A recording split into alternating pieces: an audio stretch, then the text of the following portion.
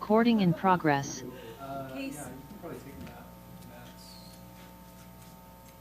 Sorry.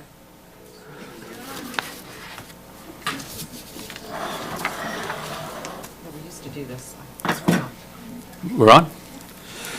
Well, good evening. I'd like to call the meeting of the Carpinteria Valley Water District to order. Can we have the Pledge of Allegiance, please?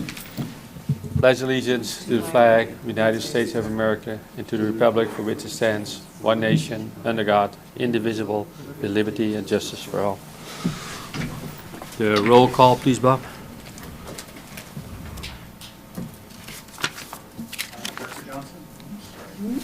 Sorry. Present. Director Roberts is absent. Director Balch? Here. Director Holcomb? Here. Director Van Wingerden? Yes. All right, 4 present with 1 absent. Then we got item number 3, public forum. Any person may address the board of directors on any matter within its jurisdiction which is not on the agenda. None. Then we go to the approval items, both 4A and 4B, minutes of the regular board meeting held on February 14th, 2024, and B, disbursement report for December 16th, 2023, January 15th, 2024. And this is just for the minutes, Both of them, right? both of them? Because Yeah. Disbursement report as well. Sorry? Disbursement report as well. Unfortunately, we didn't set up as a consent agenda. Okay, like that's we what, should that's have, what yeah. confused me. Oh, okay. Okay, Sorry probably about motions that. to approve both of them? Or only A? You can do either, I or approve both of them.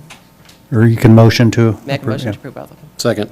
We got a motion and a second. Any discussion? Yes, I have a question on page 8, just for information. What is BNI Mellon Corporate Trust? Yes, I reviewed the monthly bills with Director Holcomb, and that was one of the ones that we reviewed.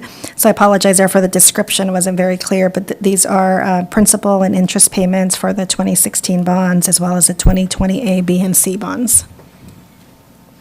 Oh. And BNY is our trustee for those bonds. For covering what period? It's the 2016 bonds and 2020 A, B, and C, so they're semi-annual. For the 2016, the first one, 113,000, that's actually principal and interest. And the other 3 are all interest payments, and they're semi-annual. Okay, so we see a charge like this every 6 months. Yes. Is BNY new or no? No, we've used them for at least 25 years. Oh, okay. Yeah, they act as the intermediary between us and our bondholders. Okay, all right, thank you. That's all. Yeah, we haven't got a taken motion and a vote yet. second. Any more discussion? Then we need a roll call, please. Director Johnson? Aye. Director Roberts is absent. Director Balch? Aye. Director Holcomb? Yes. Director Van Wingerden? Yes. Motion carries 401. Then we have item number 5, unfinished business, none. Then hereby we adjourn to the regular meeting of the Carpinteria Groundwater Sustainability Agency. And I'd like to call that meeting to order. We have 2 speakers tonight. Item number 2, public forum. Any person may address the board of directors on any matter within its jurisdiction which is not on the agenda. I think, Scott, you wanted to speak on that one?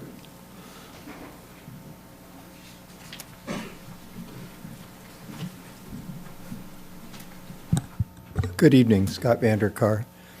I had a chance to talk to Bob McDonald, I think it was last week, a little bit about the reporting that landowners have to do, farmers have to do, and with regard to the Water Quality Control Board, State Water Quality Control Board. And I simply bring these totally for effect. So this is my file for State Water Quality Control Board stuff that has been coming in over the years. And I think an important point here is that this all started in my understanding long before the GSA came to be. This is what is called the, let's see, it's the Central Coast Water Quality Preservation, Inc., and it's a third-party independent group that helps the landowner who signs up and pays their fees to report the information that the Water Quality Control Board wants. in both these files, there is absolutely no mention of GSA, even the most recent information. I believe the GSA falls under the State Water Quality Control Board auspices, does it not, Bob?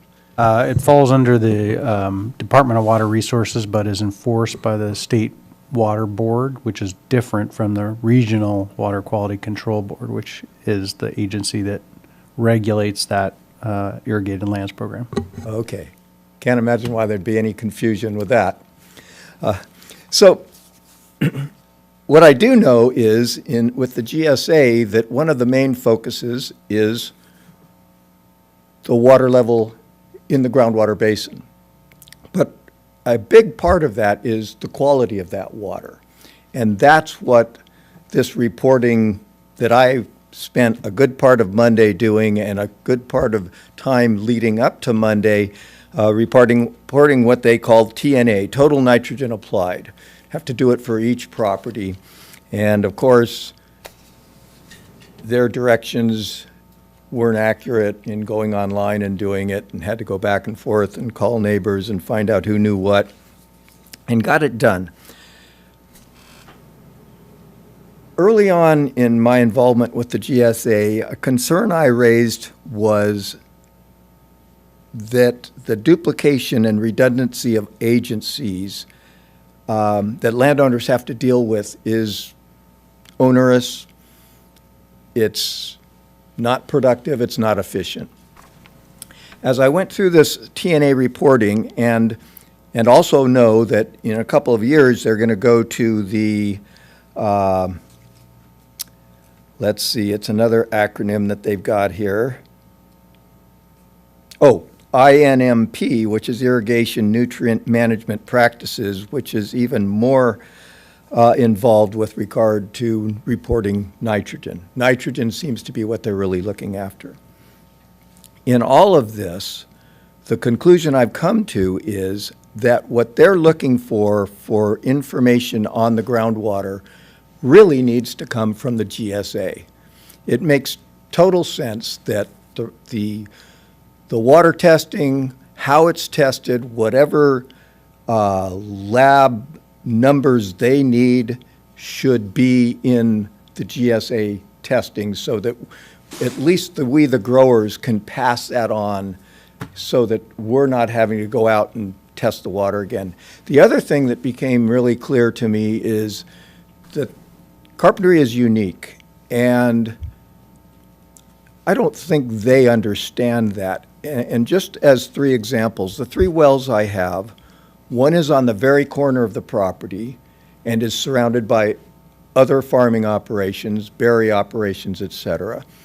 The other one is in between Highway 192 and 150 and right next to Rincon Creek.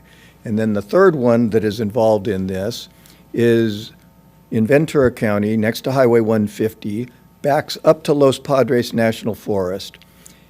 And what is clear to me is that the water that comes out of those 3 wells is not affected significantly by what I'm doing on the ground above it. It's being impacted by all these neighbors, including Los Padres, where the rocks it comes from, all this other stuff. So for them to be asking me specifically about my well and trying to draw conclusions on my wells is not the right way to do it. The right way to do it is exactly what the GSA is doing, getting this system of wells throughout the valley in the zones and recognizing, getting data on those zones and directing the Water Quality Control Board to where, if there are any problems, and what to do about it. So my hope here is that I guess GSA or the Water District can reach out to the State Water Quality Control Board and get us all on the same page and get the reporting done in an effective, efficient way. It'll be better for everybody. It'll get them on the right page. And I think it could be an opportunity for the landowners to feel as though they're getting something more out of the GSA than just someone looking over their shoulder about what's coming out of their wells. I think this could really help streamline the system, save us time, save us money. In closing, this past year, 2023, I paid $4,445 to different agencies, all related to water and groundwater in the 2 counties on the properties. So thank you. Thanks, Scott. Any questions? Then we go on to item number 3, approval items. We'll do it one at a time then. 3A, minutes of the meeting of the board held on January 24, 2024. I move to approve. We got a motion and a second. Any discussion? Then we need a roll call, please. Director Johnson? Aye. Director Roberts is absent. Director Balch? Aye. Director, Director Holcomb? Yes. Director Van Meerden? Yes. I have to switch my glasses back and forth. Motion carries 4-0-1. Thank you. Then we got item number 3B, disbursement report for December 16th, 2023 through January 15th, 2024. We need a motion, please. I second. We got a motion and a second. Any discussion? Then we need a roll call, please. Director Johnson? Aye. Director Roberts is absent. Director Balch? Aye. Director Holcomb? Director Van Weerden? Yes. Motion carries 4-0-1. Then we got item number 4, unfinished business, none. Then we got item number 5, new business, 5A, consider engaging the services of DCSE for GIS services with respect to estimating private groundwater extraction. Bob is gonna go over this, and Carolyn would like to speak after Bob is done. Sure. So as I said, as it says in the agenda, it's a item for information. We'll bring it back probably in 2 weeks for consideration. So as you know, the GSA has been developing a method for pumping estimates, and we thought, we got a lot of feedback on it that it was too high. So we thought, well, perhaps we should look at an alternate method just to compare. And so we've been talking with DCSC, a company. And so we'd like to look at this approach. Sorry. So Could we, just so we know, what does DCSE stand for? well, that's a good question. I'm not sure what the acronym is for, but it's a company. This is what they do. They specialize in GIS remote, what we call remote sensing. So would you like do business with a company without ever knowing their name? Well, their name is DCSC Oh, Inc. Oh, okay. I'm guessing it has some technical The name. longer name, and they shortened it so that people wouldn't have to say the whole thing. But that's the actual official official name of their company. Okay, thank you. So what their method does is it looks at, well, our method does this same thing, but it doesn't consider evapotranspiration. We use a different approach where we use like a factor for crops, and we calculate what the need is for the crops, and then we figure the rest of this out. Surface water delivery is another way to say CVWD delivery. So the water delivered plus the rain minus, and this red term is another way to look at plant water need. We do it by looking at known parcel or known meters with known crops. So we figure this out and we say, okay, avocados are 2.5 acre feet per acre. And then we apply that, and then we look at this and we say, okay, The need is for, let's just say for 10 acres of avocados, is 25 acre feet a year, and we delivered, maybe 10 acre feet, and it rained 5 acre feet, and so there's a deficit of 10 acre feet. We then assume, okay, that likely came from groundwater if there's a well on the property. This approach actually looks at instead of using other known water uses on parcels with meters only, it looks at what's called evapotranspiration and runoff. Runoff is just assumed to be zero. We're not in flood. We don't do flood irrigation here. We don't really see runoff happening off of farms when they're irrigating. Water's generally too pricey for that. So we just look at, or DCSC just looks at evapotranspiration. So what they do is they capture using satellite photos that come across every 8 days, or satellites come across every 8 days and take photos. They use those photos, and there's a thing called the red band, which can give them information about evapotranspiration of plants. They then take that estimated evapotranspiration and average it over a month. They take the 3 or 4 readings that they take in a month. They average those over the month for that parcel, and then they come up with a rough estimate of what the plant's expiring. So the evapotranspiration is basically what the leaves of the plant are giving off in water. And so that's equal to the plant need, because the plant brings water in and then evaporates it or transpires it. So in the current model, we're just using like a standard ET ratio? We're not for using by any, crop? we're not using any ET. We're just using so we know, we have a parcel with a meter and no well that we know that there's no well there, no other supplemental water. We have 10 acres of avocados, and we deliver 25 acre feet. And so we say, okay, we have enough of those that we can come up with a factor of 25 or 2.5 acre feet per acre for avocados. So we did that approach.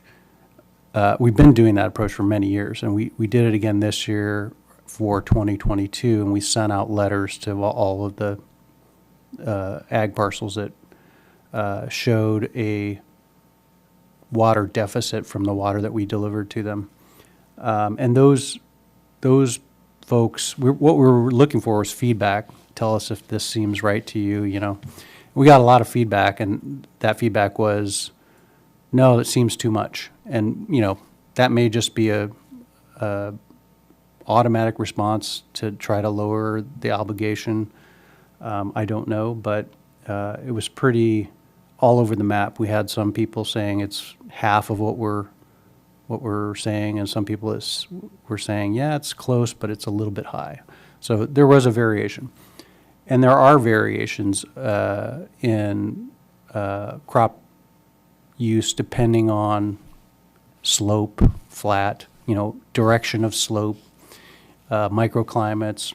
Some areas might be foggier than others, so they may not use as much water. So there are variations spatially across the district. So that could be part of it. So we wanted to have a method where we can kind of have a second independent approach and look at, okay, what happens if you measure the ETO and then you do the same formula? How close are we? So this is just kind of, there are situations where there's actually percolation or recharge, and that's when there's more water on this side of the equation than there is on this side of the equation. And what that means is you get a net to the groundwater basin, so more water going into the groundwater basin. So in those situations, we don't contact or we don't charge the owner of that parcel. It's this second situation when it's withdrawing or pumping. And so there are certainly parcels where this situation happens with our current method, and I don't know if it will happen with this new method. It may. Generally, I think there's a band of error in both methods in which we can expect that, okay, this is just perhaps noise. Maybe this person's underwatering a little bit, and therefore, and it doesn't appear that they have a supplemental source, so then we would not bill them. So we did ask them to do a pilot study for us, just so we could see what kind of results we would get. And so these yellow parcels were the parcels that we included in this pilot study. So we supply the water delivery, and this kind of shows you, the shade shows you where the water deliveries were greater. So the darker blue, purple are the parcels that use a lot more water from the district. And then the lighter parcels use much less, which would either mean that there's not as many crops on there, or they've got a supplemental water supply. This is the satellite data for 2 months, so January and June. You can kind of see January, it's really light, and that makes sense because there's not a lot of evapotranspiration. It's cool, plants aren't really transpiring water. Irrigation's lower in the winter. But then as you get into the summer, you can kind of see there's some dark spots in here that form. And when you look at the actual, I'll go back to the aerial photo without the shading here in a second, but when you look at the raw aerial photo, you can see, okay, this area looks like it's denser agriculture as well as this area, and so that would explain why these are darker blue. And then there are other areas where it's not that clear, but like, for example, this is a building, so you would know that there's no plant transpiration in that area. But if you go back, kind of see this area where it was dark blue. That was, that's a highly dense area of avocados, and then as well as this area right here. And then these, some of these are, the trees are spread further apart, or there's gaps in the trees, so it appears that those are, they have less ETO. You then take that data and you average the ETO, which is equivalent to the water need, over the whole parcel. And that's just to put everything on the same per acre foot basis, so we can compare it to our method, because we really look at the entire parcel. Then this is just kind of a comparison of what happens over time. The to and from groundwater. So from groundwater is below the axis, and to groundwater is above the axis. And you can see as the rainy season starts, it starts to really reverse in direction. More water is going into the basin, and then kind of with precipitation here as well. This is a reflection of water year 2022, I believe. And then this pattern is typical with respect to ET and water supply.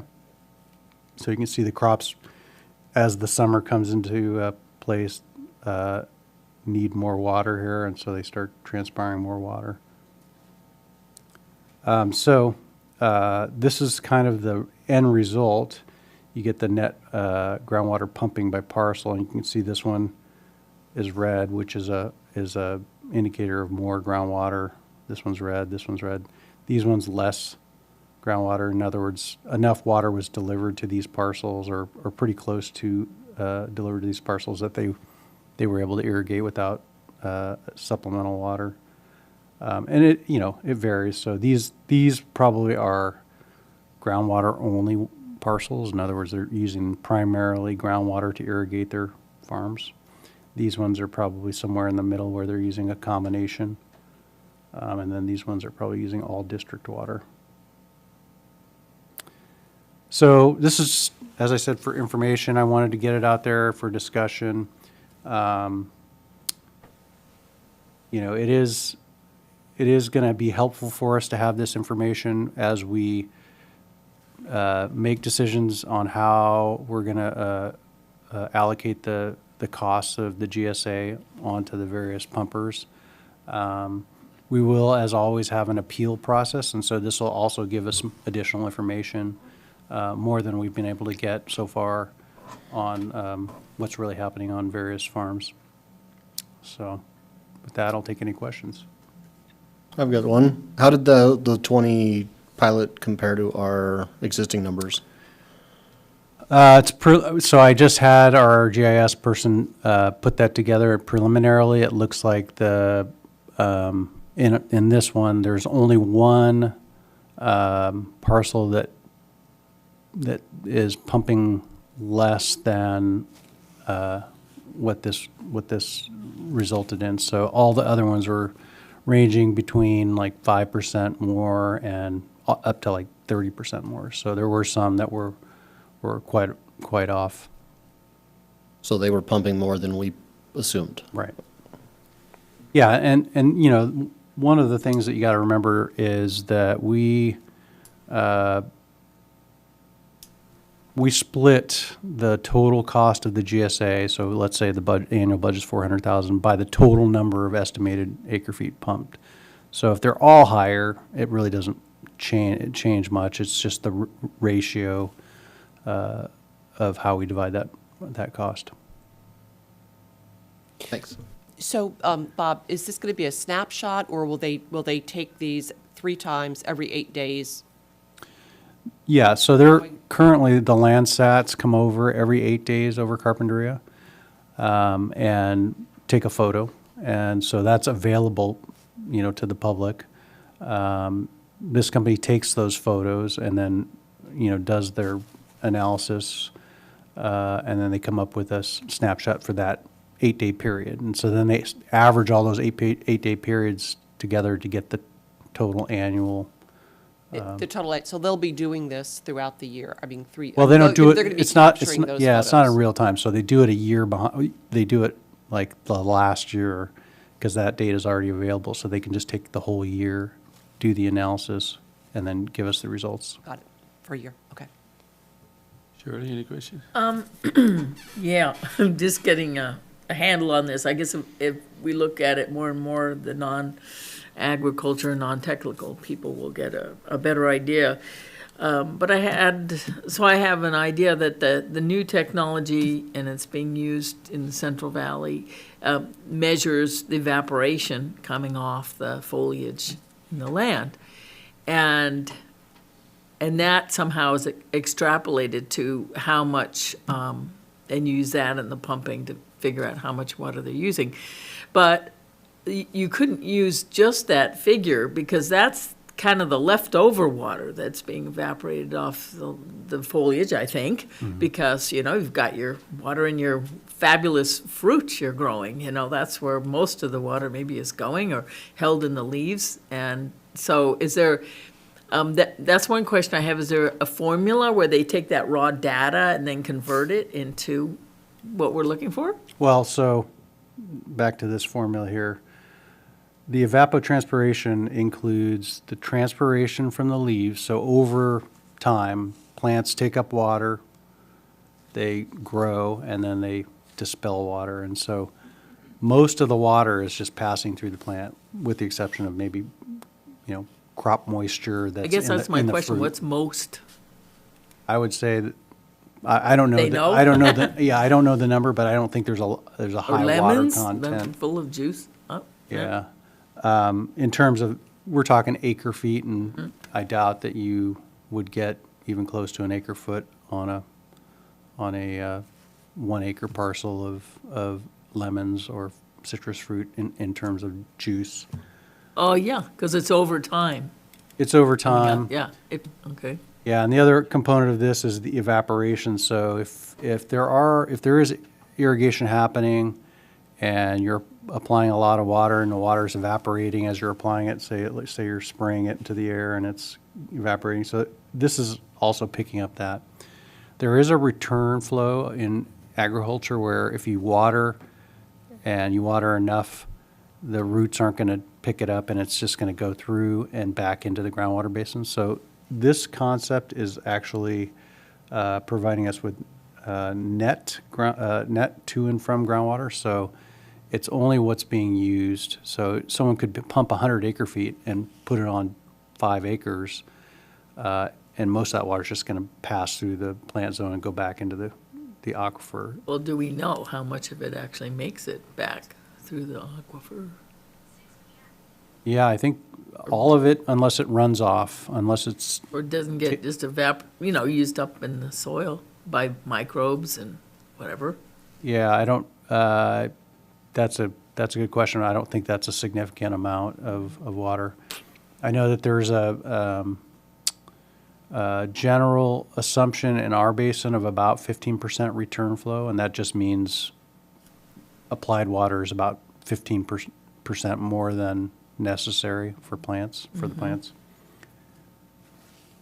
But yeah, so, and as I said, the runoff coefficient, we assume that's 0 because we don't assume that the irrigation that's happening, the type of irrigation that's occurring in Carpinteria is going to produce runoff.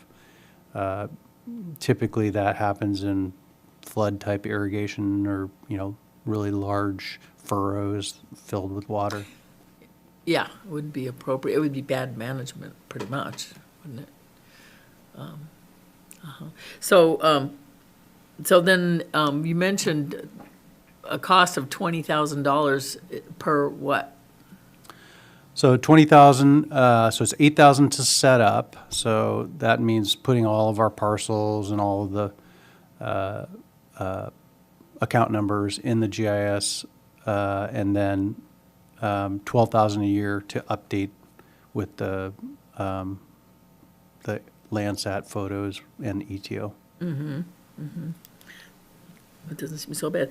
And so then who is paying for these fees, these These would be special part- actions needed to? Well, these would be figure out part of, who- part of the GSA budget. So each year we would budget 12,000. After this year, we'd budget 12,000 for this. Even all kinds of actions like this that are particular to agriculture are paid by all of the property taxes. Well, right now, and it will be property taxes and. Well, it's not a property tax, it's a fee. It's Fee, collected yeah. through the tax roll Brought through the tax roll by everyone. just by the parcels that are pumping groundwater. So we're moving away from the original approach where we were doing an acre-based. Right, okay, so this is part of that, and for right now, it's across the board, but when it's set up, it will be hopefully more fair, especially between different ag users, that they're getting billed for the GSA and also for special projects that may come up according to what they use. Is that the objective? Yeah. I mean, that was the feedback we got through the advisory committee, that a fairer approach would be to charge on a per acre foot pumped basis. And no mention of meters so far in this whole process? Oh, there's mention of meters always, but, Yeah. meter programs are going to take quite a while to get into place if that's where we end up. Okay, I guess that was my questions, thank you. So Bob, when is our information due to the assessor's office so they can include it in our real property tax bills? When do we need to have it to the assessor's office? Whatever June. we think we're gonna, June of, June 1st of this year then? Is it June 1st or? No, it's the end of, so June 28th for Ventura County, and then in July for San Barbara County. Okay, and then Bob, another question. The recharge, is there gonna be a credit to farmers that farm in the recharge area because they'll go back in the groundwater? But if you don't farm in the recharge area, you don't get a credit? Well, I mean, I think by virtue that it's a net calculation, if we were to use this, it would essentially be a credit to whoever's irrigating. Right, but the people or the farmers in the recharge area are putting it back in the groundwater.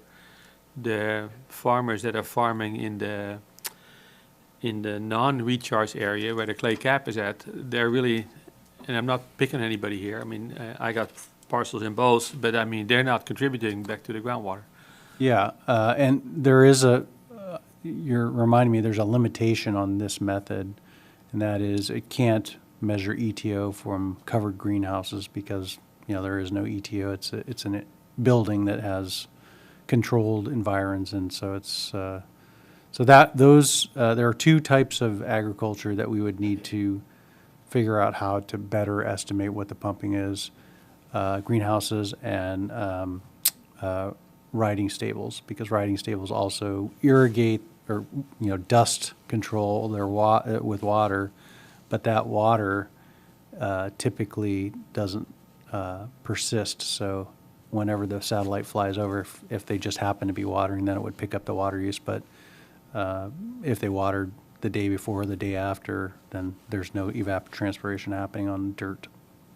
Right, but then the other question is, the information is 12 months behind. So if they project this is what it is, it happens to rain in the next 6 months, then those numbers are totally off. Well, yeah, so we have to charge in arrears. In fact, what we've been doing on the parcel-based, the acre-based charge is we've been charging 2 years in arrears because it takes us that long to get the data. So the year's completed, then we got to get the data, then we got to do our estimates. So that takes, nearly half a year. So it's a year and a half in.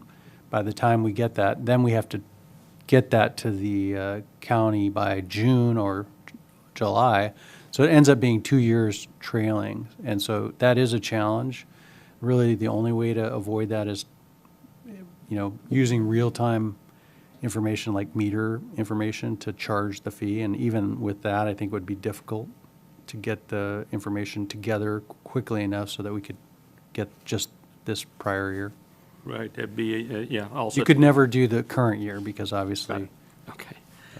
And then, and again, you've discussed it before, where are we as far as what kind of grants are available for private pumpers to put in meters? How much can they get from the different? Yeah, there is a grant from the county of Santa Barbara, $500 per meter grant. The GSA would just need to pass an ordinance that it has a meter program. Right, but volunteering to pay for everybody's meter, is that not going to work? I mean, if the GSA wants to do that, I don't know that that's a cheaper way to go than just requiring meters, because if we charge, we have to get that revenue from the same people who are being required to put the meters in. Scott, what do you think?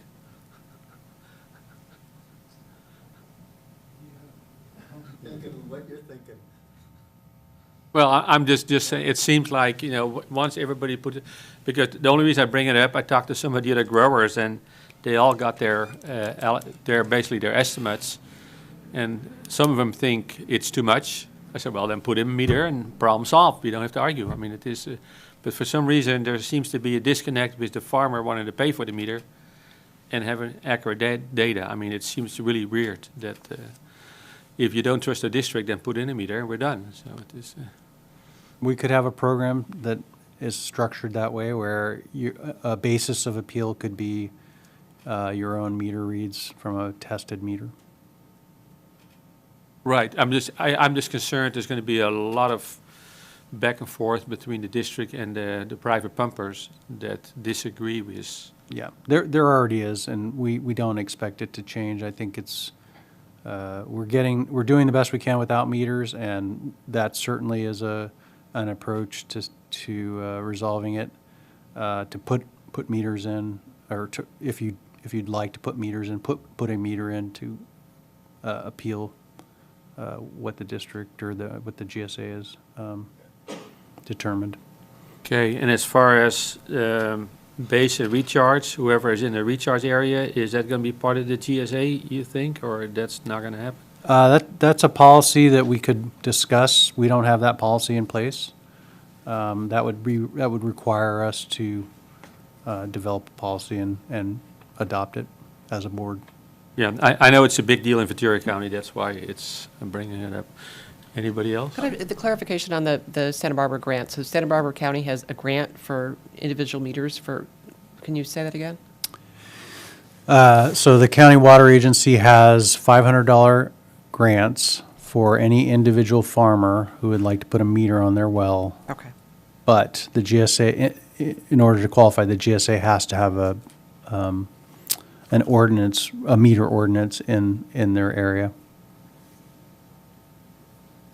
Thank you. Okay, Yeah, I want to make one thing as well. So are you going to take further steps to test this evapotranspiration technology and pass it by the ag users and see, or how do you envision taking the next? Yeah, I mean, I don't know that there's a way we can test it. This is used in other basins, so, including, as you mentioned, in the Central Valley, OpenET is a big data source for this type of calculation. And OpenET is basically the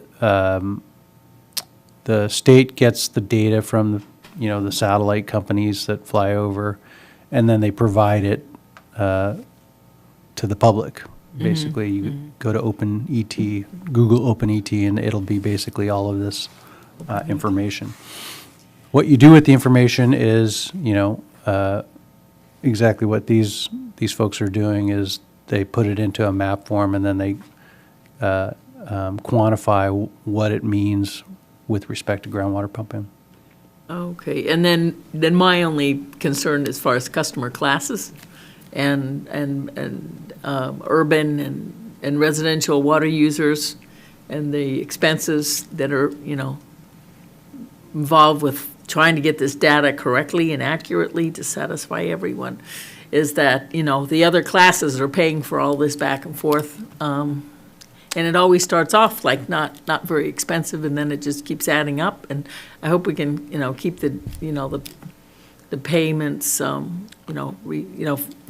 reasonable for who gets the benefits. Yeah, and this who puts is, the pressure on that. this is funded by the GSA, so there's no classes, it's just the pumpers. Well, they're determining how much each one pays, right? For their water use, rather than just across the board per acre, right? But all the work and technology to arrive at this figure is paid by everyone. And when we set up the GSA, one of my concerns was that the biggest pressure on the water, basin, especially during times of drought, is, agriculture uses more, and of course, people with, residential can cut back more, because that's just the nature of the animal. So, and it was assured, oh, yes, this will be, I don't know, yeah, what was it, $6, on your bill or something like that. And, but as it gets more and more complicated and technical, and, these costs tend to go up. So I'm just, and the beginning basis was just the administration of to set it up, and, the pay the power bill, and the desks and all that, So, that's my point, is that I, hope that can be, because we really haven't discussed it much as far as between classes, Yeah, starting fiscal year '25, which starts July 1, all parcels without groundwater pumping will be charged $0. So there will no longer be a property-based charge. It will only be based on pumping. So, and that includes the water district. So in an indirect way, the district customers will be paying for groundwater extraction, but the water district has meters on all of its wells, and we know pretty closely exactly what we pump in a given year. So Yeah, we would be charged based on that pumping value. Yeah, and I know it's never simple, because the district isn't just urban, the district is urban and ag, and then private pumping is ag, not too much urban have their own pumps, but So, okay, well, thank you. This seems like for me, the best is the most accurate and the most simple, and so everyone's not buried in paperwork, et cetera. Okay, Carolyn, actually Carolyn has a speaker slip, and if you want to give a speaker slip to Lisa, that'd be fine.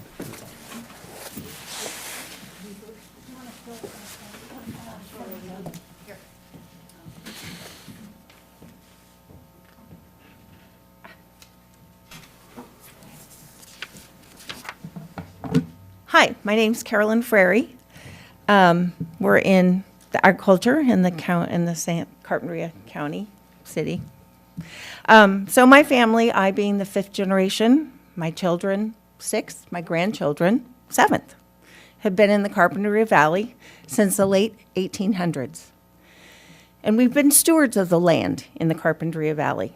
All crops grown on my family's land have continued to recharge the Carpinteria groundwater basin with open ag land, not covered by concrete or greenhouses, which does not allow Mother Nature's rain to percolate back into the aquifers of the Carpinteria Valley. We would like to suggest that we see meters to be paying on an estimated water usage. We don't pay our utilities, our electric, our gas, our current water usage based on estimates. We pay based on usage. I'd like to see that. I'd also like to see it as an individual bill taken off of property taxes. If an agriculture land is in distress, somehow can't pay their portion of the taxes or whatever, it seems that it would be better to be on a separate bill as our utility bills are. I'm happy to know that you considered what was going, okay. I'm happy to know that you considered what you were going to charge us on the water that we irrigated our crops, which are eaten worldwide and are taking into account the amount of percolation that we steward the land are contributing to recharge along with the evaporation. Thanks for listening to the growers. I know many did send in their water logs and spent a lot of time on those water logs. And, we'd just like to be paying for what we're really using. And as we have changed our irrigation systems, we've gone into dripless irrigation so that we're not losing that evaporation. The growers are investing money and time to try and use less and less water because water is a precious source. And to quote my father up above, he used to say every time it rained, "Oh my God, God's giving us pennies from heaven." I think in today's world, God's giving us huge dollars, So anyway, thanks for your consideration. Thank you, Carolyn. Will, you want to speak on this item? Yeah, go ahead. My name is Will Carlton. I believe my family's home is maybe as old or older than hers. The original family came right after the Civil War to Carpinteria. So we've been here a long time. And they were farmers from North Carolina. Does any one of you remember the Montecito, I forgot what they called it, but they, they cut the water off for everybody who had, who did anything to do with gardening. It was about 2002 or 2003. But Montecito had a moratorium on watering their gardens.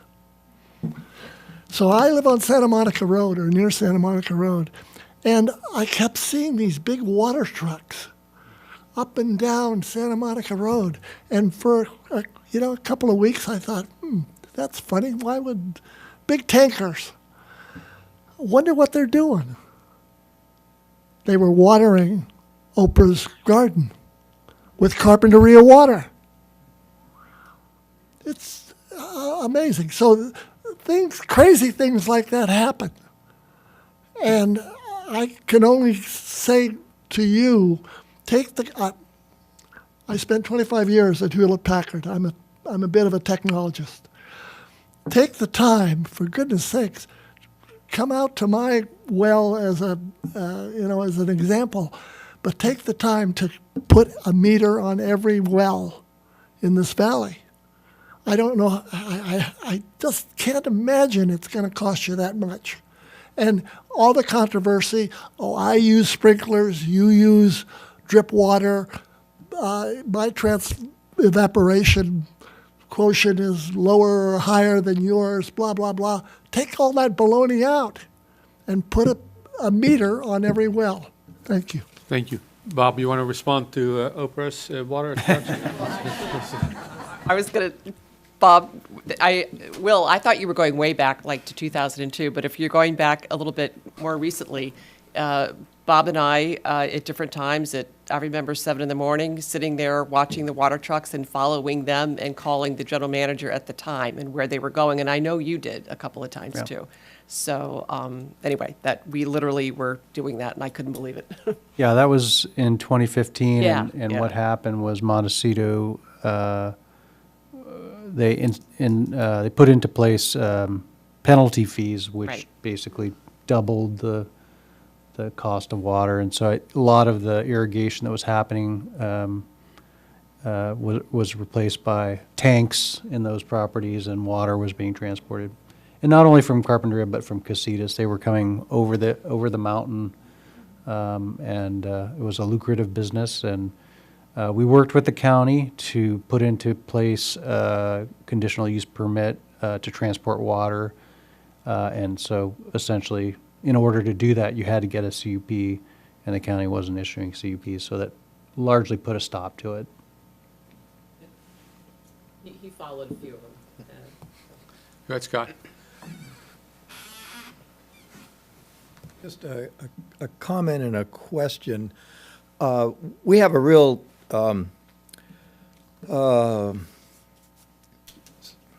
special guy, Ben Faber, in the Extension Office, and his expertise is irrigation. And there are others in Ventura County, Santa Barbara County, and I would really like to have a good description of this that could run by some of those experts and get their input. I remember when we got our map and that estimate of 2.6 acre feet per acre, and I sent it off to Ben, and I said, hey, what do you think about this and for this time period? And he, within a couple hours, came back with, well, my numbers say 1.9. So I don't know exactly how he got to that. It had to do with evapotranspiration. One of the questions, or the question that came to mind, is with regard to precipitation, and I know we talked about this in our committee meetings, is especially with climate change, and we've seen it recently in the last couple of weeks with the rain. There's a big difference between getting 4 inches of rain in 2 days versus 4 inches of rain in 4 weeks or 6 weeks. And I see the runoff up there and the precipitation up there, and I'm not sure exactly how they're working together or against each other, but those are the kinds of questions that would come to mind in that. Yeah, and I can give you a brief answer on that. So during, as I said, satellites pass over every 8 days, and sometimes it is too cloudy for an image, so it might go 16 days. But in general, they can capture enough images, and they can kind of patch together, the pieces that they can see, even with cloud cover, to get an 8-day resolution. And so when it's raining and they see, oh yeah, there's, in this 8-day period, there's been 4 inches of rain, that's going to push the equation so that net water is going to the groundwater, and so there is no calculation of groundwater pumping during that period of 8 days. So then you go to the next 8 days, and if if it rains 1 inch, then it might start to go back towards the extraction side. So it's doing it on 8 days by 8 days, and so it gets pretty close to capturing all of the rainfall impacts for, for irrigation shutdown or lack of withdrawal.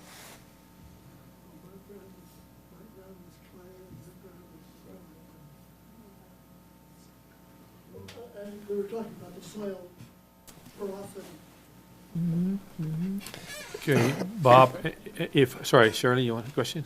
Yeah, one other thing, is how does the evapotranspiration, it seems like the readings off of trees and leaves would be a lot different technically than pasture land or polo fields, which are especially constructed to be porous, and they may or may not be over permeable land that can reach the groundwater basin. Probably not. I don't know. But how does that figure in? There's 'Cause that's a lot of there's land a like that. relationship, a known relationship between, so ET was based on turf.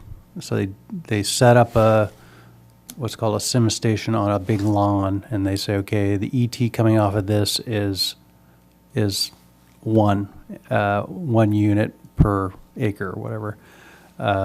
Then they figure out the relationships to avocado trees or to cherimoya trees or to other types of crops, and they can basically say, okay, the ET is this for that crop, and I think they do the same thing with satellite. They calibrate it to turf, and then they go over and use the factor. Oh, thank you. That helps. Thank you. Okay, I have a question if the rest of the board will support it. I, with what Will's proposing, get these meters on these wells, if through this is a GSA issue, as soon as possible, if we can have the discussion and see if we're allowed to put the meters on. Heck, we got $500 a meter already from the county, so that's 25%, it's not bad. And then any grower, and it has to go to the GSA, and it would be charged through the system then, but at least the meters are on, there's no more argument. And personally, I think we should only approve it if those pumpers are willing to be on eye on water at the same time, so there is no question of what's really going on. And the people that don't want to do that, fine, don't do it. We'll tell you what you're going to pay for, and if you don't like it, prove us wrong. But to me, I mean, we're open to a lot of, dialogue or arguments if we don't get a handle on this sooner than later. So I can have staff start working on a policy, and we'll bring it back to you in the next couple of GSA meetings. perfect, thank you. I had a quick follow-up. So is it a staffing issue? Like, I'm sure this is USDA gathered ET information that the Alphabet company is using to figure out ET? No, they use what's called OpenET. It's an open source data set. Okay, so so they're just creating that granular by APN to get the source that OpenAI doesn't have? Is that what we're getting from this service? No, they're doing all the spatial work. So they basically take the OpenET info, they apply it to, the area spatially, then they parcelize each parcel, and they say, okay, this parcel has this much ET coming off of it and this much water delivered to it, and it's basically a parcel by parcel equation like Right, that. so OpenET isn't parcelized. No. Okay, no. so they're doing that part, okay. And then, okay. Yeah, I mean, I think the meters seem like the way to go, right? And then, I mean, even if it just takes a simple ordinance of us permitting meters to be open or eligible for the county stipend, I mean, the sooner the better, I would think. Yeah, for so that money. I did talk to the water agency about that, and they said that they would normally they wanted a mandatory meter policy, but I asked them, well, what if it's, a meter policy that says we're working towards getting meters on all of the wells, and they said that would probably work. Yeah, I mean, it seems like, metering is quite an undertaking, but, if you can opt into metering and then opt out of ET or some other calculation. I mean, that's probably the quickest path to get meters available to be installed. If you want to do it, you have the resources to do it, and, the grant comes through, you can execute it as soon as you can.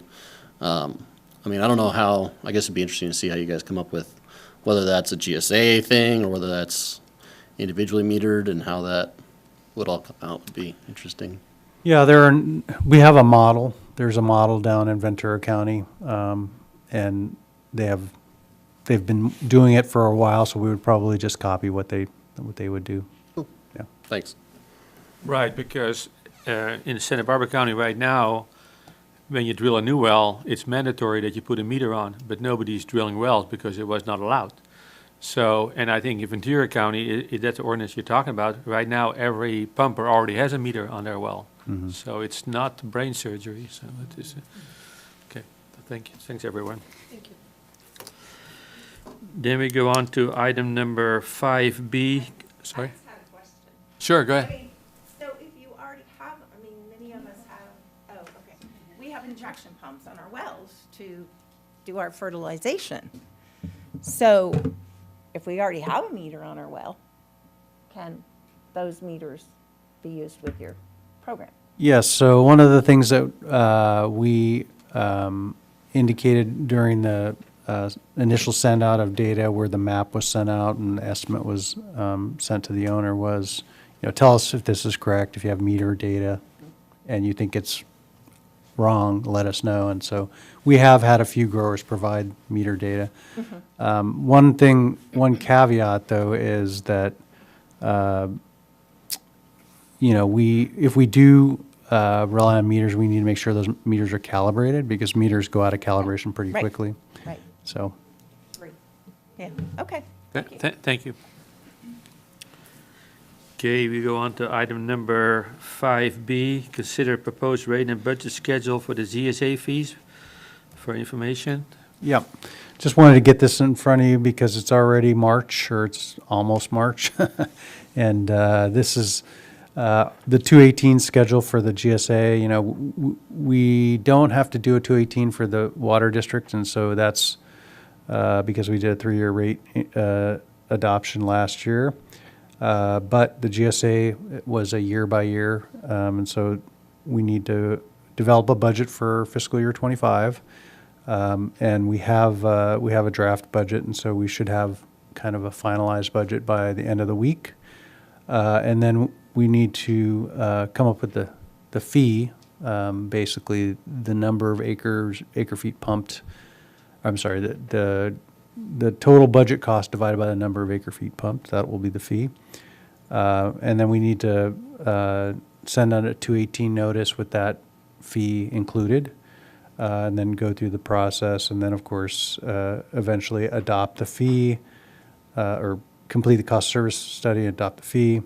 Then we have to let the county know what those fees are going to be for collection. So that has to happen by June of this 28th of June of this year for Ventura County, and then August for Santa Barbara County. But we want to get it all done all at once. So this is the schedule. It will be a tight schedule, and we'll have to have probably some meetings, some GSA meetings, just to make sure we keep with this schedule. So just want to get that out in front of you. Okay, any questions? Thanks, Bob. Then we got item number 6, Executive Director Report, 6A, Financials.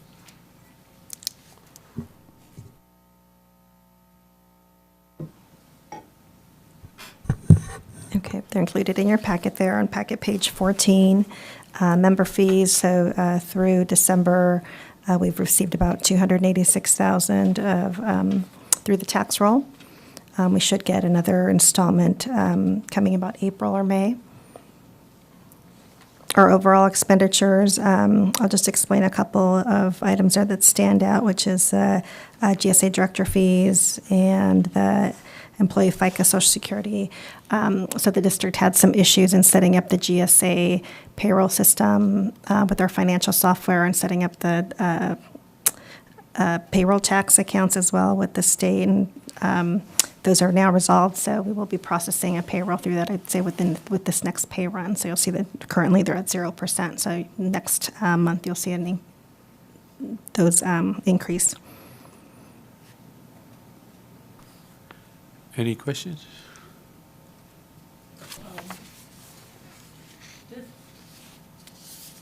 I'm looking to compare I'm looking to compare the percentage of budget used as opposed to how many months in the year that that we're looking So at. through December, we're at 50%.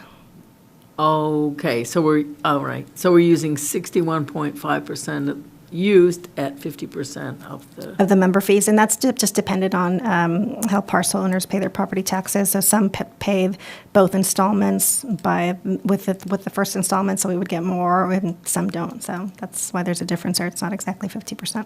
Okay, thank you. I had a quick one on the the administrative fees or expenses. Is that just capital? That's not personnel or anything? That is not personnel. The personnel is right above that. GSA personnel expense, it's at 39%. It's administrative expenses. Bob, do you know what? Yeah, so. That would include things like Raftalis to do cost of service, as well as what we just talked about with DCSE. Thanks. Okay, and no more questions, then this meeting is adjourned, and then I'm re-adjourning the meeting of the Carpinteria Valley Water District. And we're got item number 7, new business, 7A. Consider master meter calculation revision for information. Bob? Thank you. Yes, so as you recall, 2 weeks ago, we talked about the master meter, the use of master meters, and we were talking about the rates and charges resulting from a master meter versus a group of individual meters, and we said actually the master meter would collect more revenue, and I thought it was an error when I saw it during the presentation, and I was correct, and so we've corrected. So this basically shows what we showed at the last board meeting, and the error was that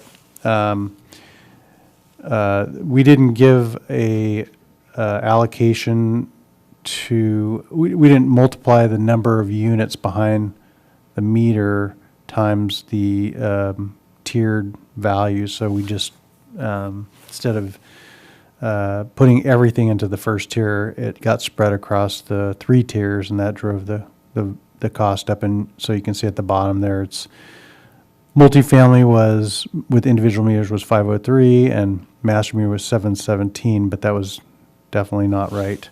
What's correct is this. So when we actually do master meters, we increase the total allocated amount by whatever the number of units behind the meter is. And so you can see here they had 60 HCF for their available water in tier 1. So it took all those charges out of tier 2 and tier 3, and so it reduced it quite a bit. And it's actually slightly less expensive than multifamily with individual meters. So the multifamily with the master meters $670, and the multifamily with the individual meters is $745, and it's a difference of $74.66 or $7.47 per unit. And that's basically comes from the basic charge. So the basic charge here is $9.58. So all of that is within this $9.58. And what that $9.58 is designed to cover is meter-related costs. So, for example, reading the meter. So we don't actually physically read the meter, but we do pay a fee to the company that supplies us with the mobile signal that is used to send those signals back. We pay that on an annual basis, but you could divide it up into months. It's probably $1 a month, I would say. And we also send bills to each meter. We also, have a cost to maintain all of the meters in the district, and so we kind of spread that over all the cost of all of that through the basic fee, which hits all of the meters. And then, it does escalate as the meter size goes up. So you can see in this individual meter, it's 958. In this master meter, it's assumed it's 1.5 inches, so it's 2114. So, so this is just a little bit less than an individually basic charge, but the idea is that if you have a master meter, you only maintain 1 meter. You only read 1 meter. You only send 1 bill, and so it should be cheaper by some amount when you use 1 meter versus 10 meters. So it makes sense when you look at it with respect to the rates designs. It's consistent with how we structured the basic charge. So it does collect less revenue, but it should cost less to maintain that meter. Any questions? So more of a comment, I guess. So I guess I was obviously against the master meter program. So what's frustrating is, right, we get it pitched as, we're gonna make more on this, a little bit more, but we're gonna make more, we're not gonna have any losses, and then we actually run the numbers and we are making a little less. And so these are based on 6 units, or this is a 10-unit complex? Yes. Okay. So I guess what's frustrating is that the numbers are wrong, which, right, stuff happens, which is fine, but then I guess maybe we're gonna get into it. There's something on the description of it where I don't think a building with 10 units is ever captured. It's over 10 or under 10, but 10 doesn't exist in the ordinance somewhere. Like, what if you just have 10? It's more than 10. So 10 is, you have 10 or less, you have to have individual meters.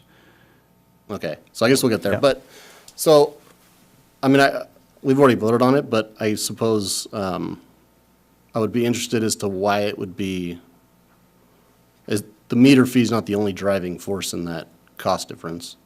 Basic charge is the only. That's the only difference? Yes. So you can see the charge for volumetric is the same, 268, 268. The only difference is the charge on the fixed charge, and all of these charges are the same, 100, 157, 223. The only thing that's different is 95 versus 21. Whoops. So it's the basic charge that really is driving this difference between the two. And we did, just a side note, what you voted on last month was to authorize us to move forward with this and prepare the rules and regs. You haven't adopted the rules and regs, so you get a second bite at the apple if you're concerned that now things are different when you see this information. And I wanted to bring it to you so you would have this information before you made the final decision. Okay, thanks. Fair enough. Any other questions? No. Then we move on to item number 7B. Consider update to the rules and regulations. Bob? Yeah, and so this kind of dovetails into that last topic. We have the draft language for the master meter on page 35, Rule 17D. Again, this is for information. We're required to show this once before we act on it. So this is that once. And then in addition, we have some revised language about our cross-connection program. There was a state regulatory change that was relatively big on backflow, and so we wanted to make sure our rules are consistent with that change. And that basically is they changed their authority from what was called the USC Foundation to the state's own backflow handbook. So, and there are a lot of differences in what the regulations now say. And then the last proposed change is for fire hydrant deposits. So we have been seeing the cost of construction for fire hydrants go up significantly, and so we wanted to increase the deposit. Let's see, I think the current deposit's 35,000. We wanted to increase it to 48,000 because every time we request a deposit for 35,000, we end up going over, and then we have to ask for more money. So that's included in Appendix C, page 59. Can I ask a question? Sure. So D1, the second paragraph, this is kind of what I was getting at earlier. Each building with more than 10 units may be eligible for a master meter. Buildings with fewer than 10 dwelling units are not eligible. What if I have 10 units? Point taken, we'll fix that. Thanks. I have another question on that subject. What does it say, revised text to allow master meter connections? Is that for new applications, or is that for, like, if you have it now and you want to change to a master meter? No, this is primarily for new developments that are going Is in. it spelled out? Yeah, okay. As long as that's I don't- understood. yeah, let's Because I see. just read this and it's allowed, so why couldn't you? I guess you'd have So to you're get suggesting that, you're suggesting that someone would come back and say, we want a master meter, we have 10. We can clarify that. I don't think that would ever be the case, but certainly can. Yeah, unless they wanted to change the use, and then they'd have to get permission anyway. Okay, Yeah, that would be interesting, though, if they tried to do it. I don't know. I mean, Yeah, well, I don't know that it stops them. well, it might be just aged, and they're all, they have to be replaced, and they want to replace it a different way, I don't know. People are very creative, so. Yeah. Oh, okay. Yeah, so there is, D1, there is a statement that says, in accordance with Senate Bill 7, district requires all new construction of multifamily residential structures to be individually metered or master metered with sub-meters.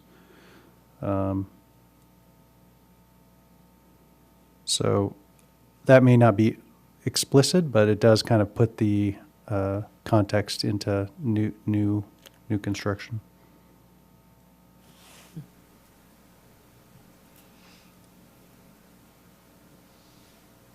Okay, Okay. we're good.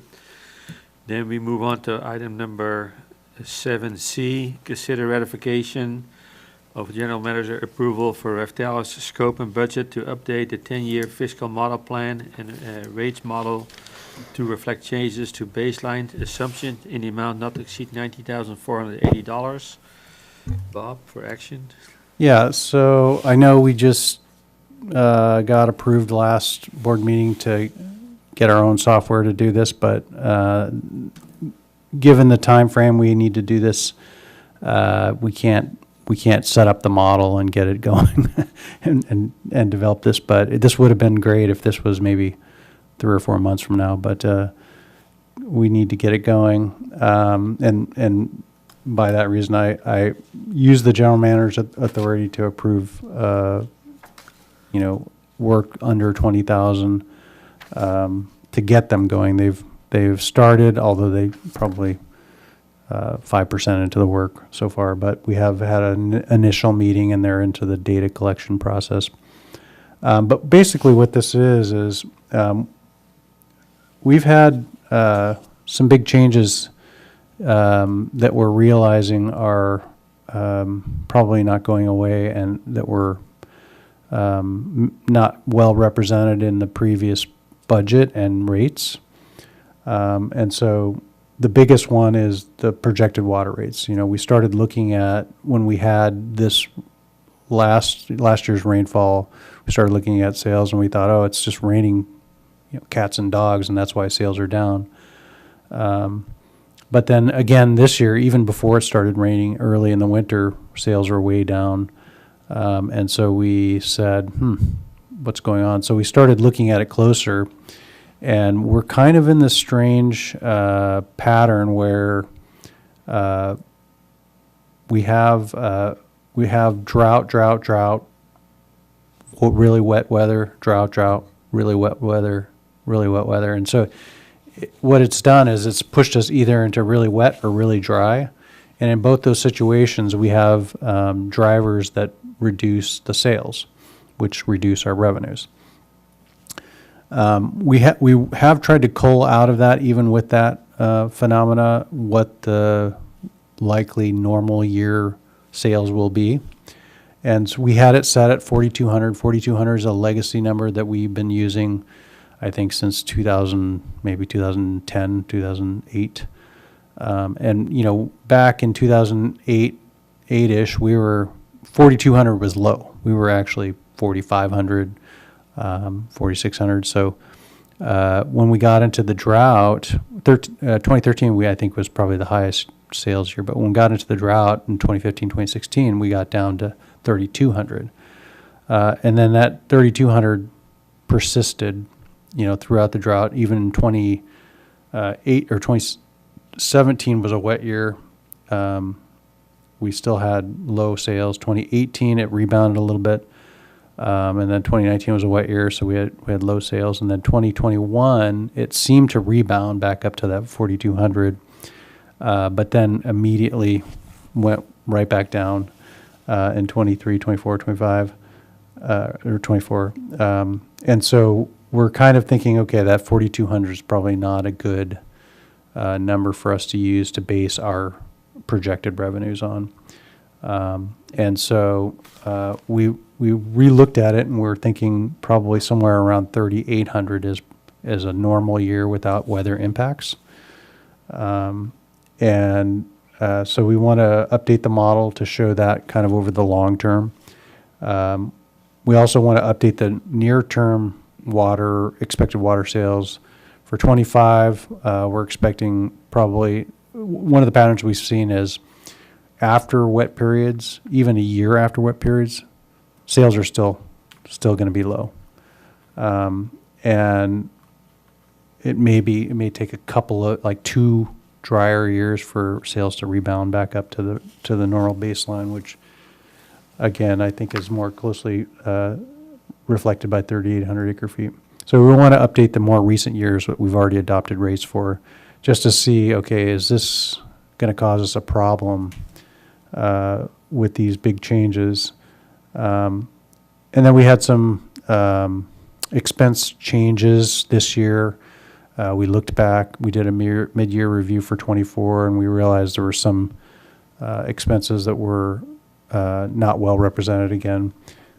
So we've adjusted those, and so we need to update the model looking forward to see how those will help with the changes in sales. And then we want to consider potentially some methods to mitigate the wet weather. So we have the drought charge for droughts, but the wet weather is one of those things we don't have a way to address.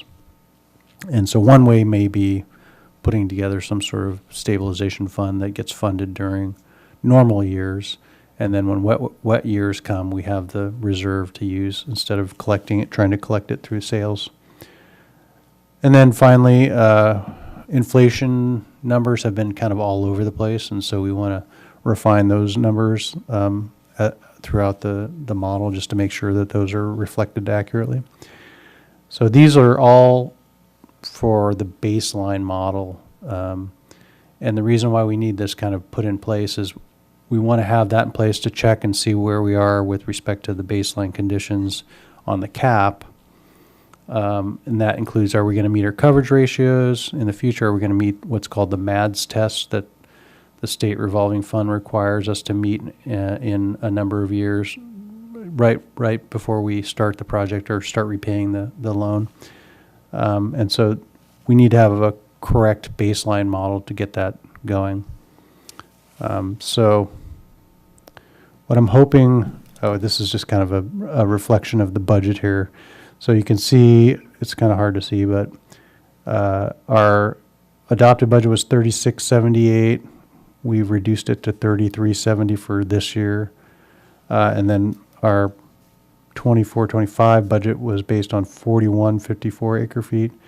And then we want to reduce it to 3,500 acre feet.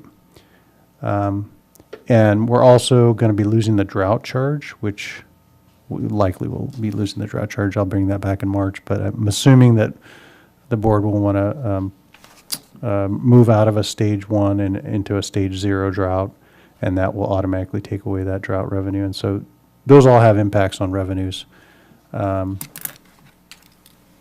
The other, on the expense side, the biggest change was our Cater treatment. We estimated was going to be around 2 million for the year, but it actually is looking like it's going to be 1.4. And the difference is that we assumed that Montecito's use of desal water would offset their use through Cater, which would shift the burden of cost to Carpinteria. But in actuality, Santa Barbara, because they don't have a pipeline that can move the water directly into the South Coast Conduit, they're just treating Kachuma water, and they're taking on that cost burden until they get the pipe constructed. So we're at 1.4 for a little while, but we expect that to, when they do get that pipeline done, to shift back, and the burden will be increased on Carpinteria. So what I'm asking and recommending, or what staff is asking and recommending, is to ratify the GM's approval of Raftalis's scope and cost not to exceed $19,480 to update the 10-year financial plan. I just had a question on it. So I guess I'm a little surprised at the cost, considering we just did it. To update a few numbers is going to cost $20K. Yeah, it's a time and material contract, and my guess is that in the past, Raftalis has given us an estimate, and then I think they way underestimate how many meetings actually they have to attend and present. And so I let them know that this isn't that same thing, that you aren't going to need to present a report and do a bunch of meetings.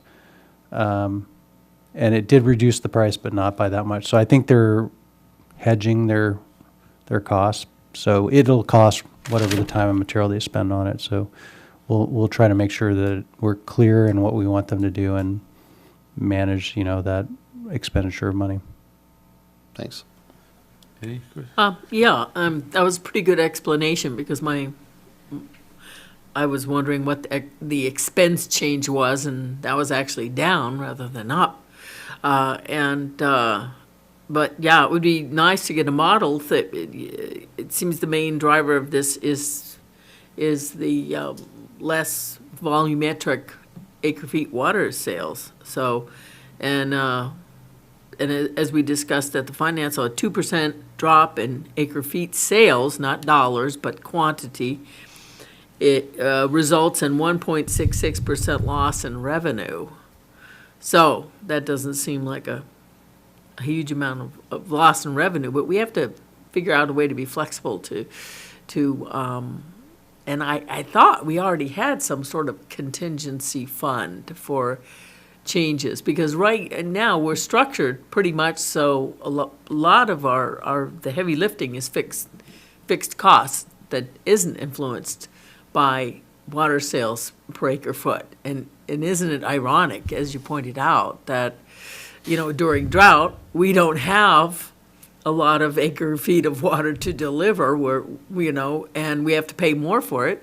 But when it's raining a lot, no one, people don't use as much because it's coming from the sky. So, but that's what everyone has to deal with. So, that was a good explanation, and I hope we can, get a software that can deal with this issue. Yeah, and we, again, we have to check with our bond covenants to see if we're allowed to, because the coverage ratio of our debt really drives the amount of revenue we have to have. So if we drop below the covenant ratio, then we're in trouble. We have to issue an explanation to our bondholders, and it's a big deal. And so what we're hoping that our covenants, or debt covenants, say is, yes, you can use, a pot of reserve money to offset those years where your sales are below what you expected and you can't meet your coverage ratio. So Yeah, yeah, it's not just a matter, is it, of having the dollars and cents come out right, we can pay our bills and, deliver water on a regular basis, but that we have bond regulations to deal with as well, yeah. Okay, thank you. When will we know that? When will we know if we can, when will we know from the bond people if we can do those things? I just actually called them yesterday, so I haven't heard back, but Okay. within a couple days, I Great. expect them to Great. be able to review it. Okay, and then the only other thing was, I thought that Montecito was already cutting back on their portion of the cater treatment because of the desal tie, and I didn't realize that, I thought that had already happened like at least a year ago, that we were getting, that our costs were going way up as expected because of desal. I didn't realize that, Well, they are going up, and part of that reason is because Santa Barbara's using desal, but we thought in addition to that, Montecito's use of desal would also Correct. push us further into the red. and it just hasn't happened yet. Well, because the only way for Santa Barbara to get water delivered to Montecito right now is by taking their own Cachuma water Right. and doing an exchange with desal water, and they do still have to treat that, so then they get the burden of Okay, that volume. okay. I just thought we had already factored that in based on what Montecito has, on their cutback, so I didn't realize that hadn't happened yet. Thank you. Okay, Bob, I got a question. Yeah, we all realized we got wet years, dry years, and that kind of fluctuates. But how do we really find out if the makeup of the families in Carpinteria, like the families with children, are leaving? That means families without children use less water. That's not one of the drivers behind the lower water sales, which will never come back because. Yeah, I don't know. I don't know the answer to that. I know that, there's a lot of potential factors on the M&I side for why the water use is reducing or declining. And yeah, it's a good point that it is both ag and M&I that are going down. Ag tends to go up during drier periods, but M&I not as much. And then during wet periods, ag goes way down and M&I goes down less than ag, but still goes down. Right, but if the makeup of our customers is changing and like the school district is losing students, they're not coming back, so they're not going to use any water. I mean, I'm Yep. saying is, should we also pay attention to that part of our customer makeup? Yeah, I mean, I think one of the things that we did add into the model originally was the growth rate. I think we were assuming that sales would increase by 100 acre feet per year based on the RENA numbers, based on the housing units that would be available. That's something that we could look at a little bit closer and see if there's a reason to adjust those downward. Right, because it's my understanding that sanitation is also getting less water into their system because there's less people putting water in the system. So if that's the indication, I think we need to be mindful of that too. So we want to make sure our bonds stay solid, but make sure we have the right reason for doing it. Right. Yeah, thank you. So we had a motion in the second? I'll support it. I make a motion to support the project. Not to exceed, whatever it was, 20,000, not to exceed $19,480. I'll second that. So we got a motion, a second. Any more discussion? Then, because this is already approved under Bob's approval. Yeah, this is just a ratification of Right. the approval. Is But- there some secondary, like, does that release additional approval funds for you or something? What's the? No, I just like to have, it's just a timing issue that I approved it. If you were to say, no, we don't want to do this, I would say, stop work, Raftelis. I was just wondering, thanks. Okay, we got a motion, a second. Any more discussion? Then we need a roll call, please. Director Johnson, Aye. Director Roberts is absent, Director Balch, Aye. Director Holcomb, Yes. Director Van Weerden. Yes. Motion carries 401. Then we got item number 7D, consider CAP project update for information, Bob. Okay, this is the big one. Lots been going on with the cap. We've been working, we started in earnest in 2023 on the final design. And in January, we received the final 50% final design drawings and the 50% probable cost, engineer's cost. And that was for both capital cost and for operational costs. And we had a number for both of those that we used in the original Rough Dallas model to calculate what we would need to raise in money to support the CAP project by 2026. So currently, we've been the project management team's been reviewing the 50% drawings. We haven't completed that process yet, but most of the focus has been on the cost estimate because the cost estimate came in much higher than we were expecting. So with a 50% design, 50% design, final design means different things to different people, different engineers. But the current 50% design is of enough detail that they could actually take, pull off or take offs of pipe length and, various equipment, concrete volumes, that type of stuff. And they could actually come up with the cost the current costs associated with those various elements of the design. So it's the cost estimates goes through classes. So as you are in preliminary design, it's a class, I think it's a class 5 or class 4 cost estimate. That's what we had in what we called the PDR, the preliminary design report. And with that, you put on a big contingency. I think 30% contingency on those cost estimates. And so back in 2019, when we finished the PDR, they did a cost estimate. They put a 30% contingency on top of the estimated costs.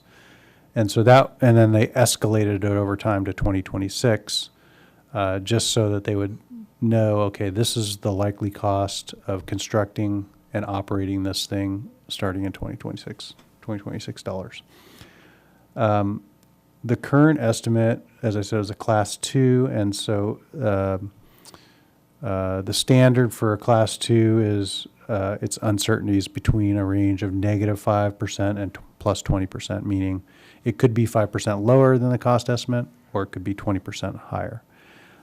Just to protect, because as you're moving forward in time and you're trying to make sure you have enough money to pay for the project, you always put the contingency on at the highest uncertainty level. And so for a class 2, the recommended is a 20% contingency was what they used in their cost estimate.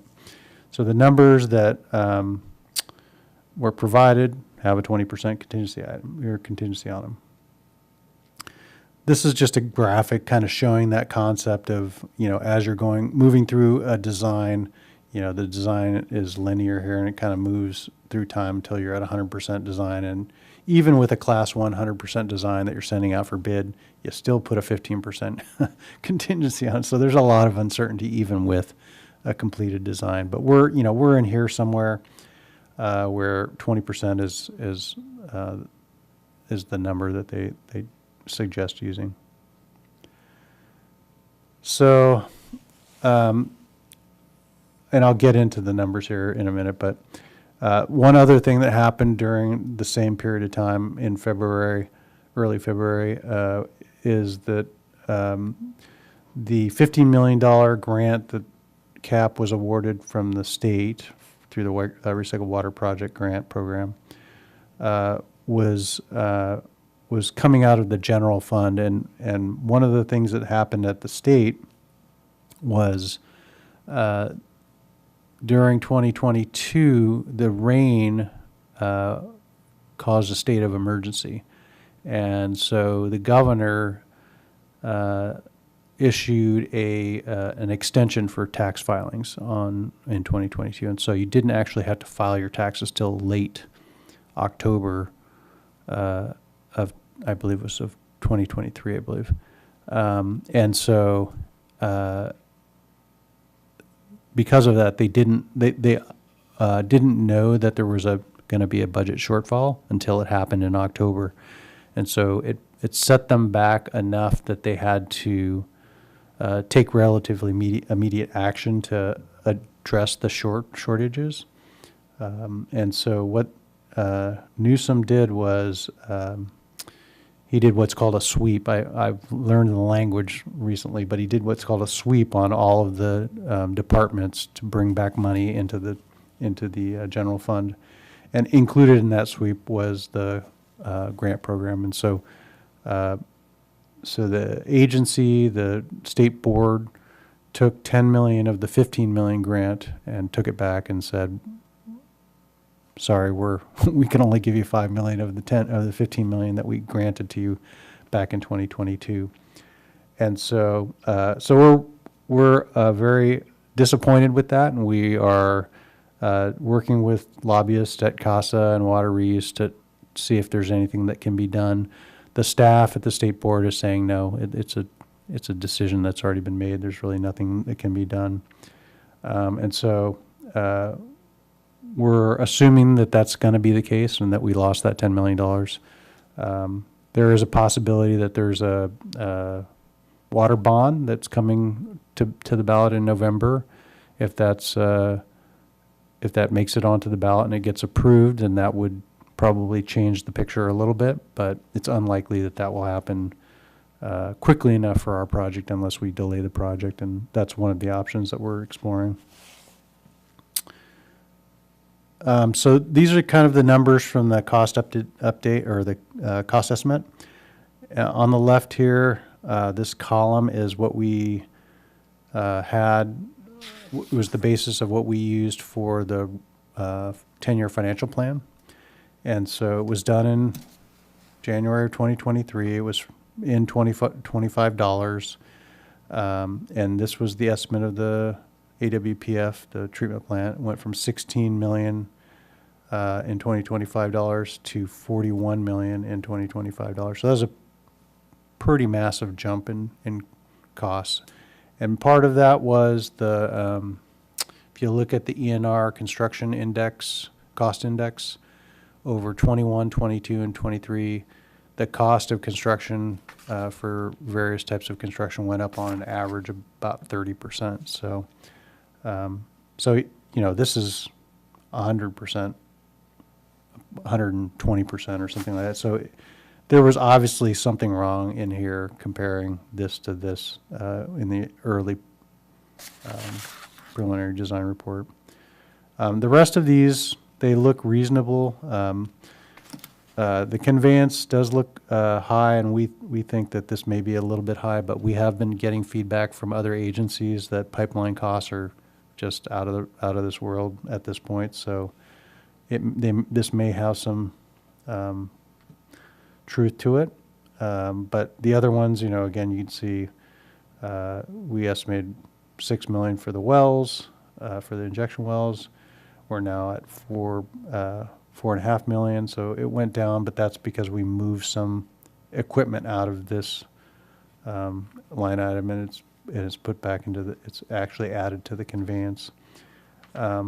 Monitoring wells, same thing, pretty good across the different estimates. So this second column is the 50% estimate, and so comparing this original estimate to this one is it's a big difference in the overall cost of the project, $30 million to $55 million. And then this last column is really just to illustrate the effects of the loss of the grant. So we had $16,150,000 in grants from the state in January of 2024, and then in February of 2024 we have 6.15. That 1.15 million is a different grant called the IRWM grant, so it's still in place. We haven't heard anything about losing any of that. So the idea was to try to capture the impact of the changes in the cost estimate plus the loss of the grant. And so if you compare, what we would have to take out in a loan, clean water SRF loan, in the original estimate, it was $22 million. And then with the updated cost estimate was 38 million, then with the loss of the 10 million is 48 million. One good thing is the rate did go down from 2.6 to 1.7 during that time, so the borrowing rate is less. But the debt payment, of course, in the original estimate that we based our 10-year financial plan and rates on was 1 million for debt repayment, 1.6 after the cost estimate, and 2 after the loss of the $10 million. So it was a 93% increase, or about $1 million just on debt. We also had the engineer do an estimate on the O&M initially, and then with the 50% design. So that went from 1.8 million to 2.4 million. So it also went up 35%. So that's an annual cost. So it looks like, there are a few things that came out during the final design, like some of the chemicals that were actually more particular chemicals were going to be needed for antiscalant. There's a thing called calcium phosphate that's higher in the wastewater than we were expecting, and that's a primary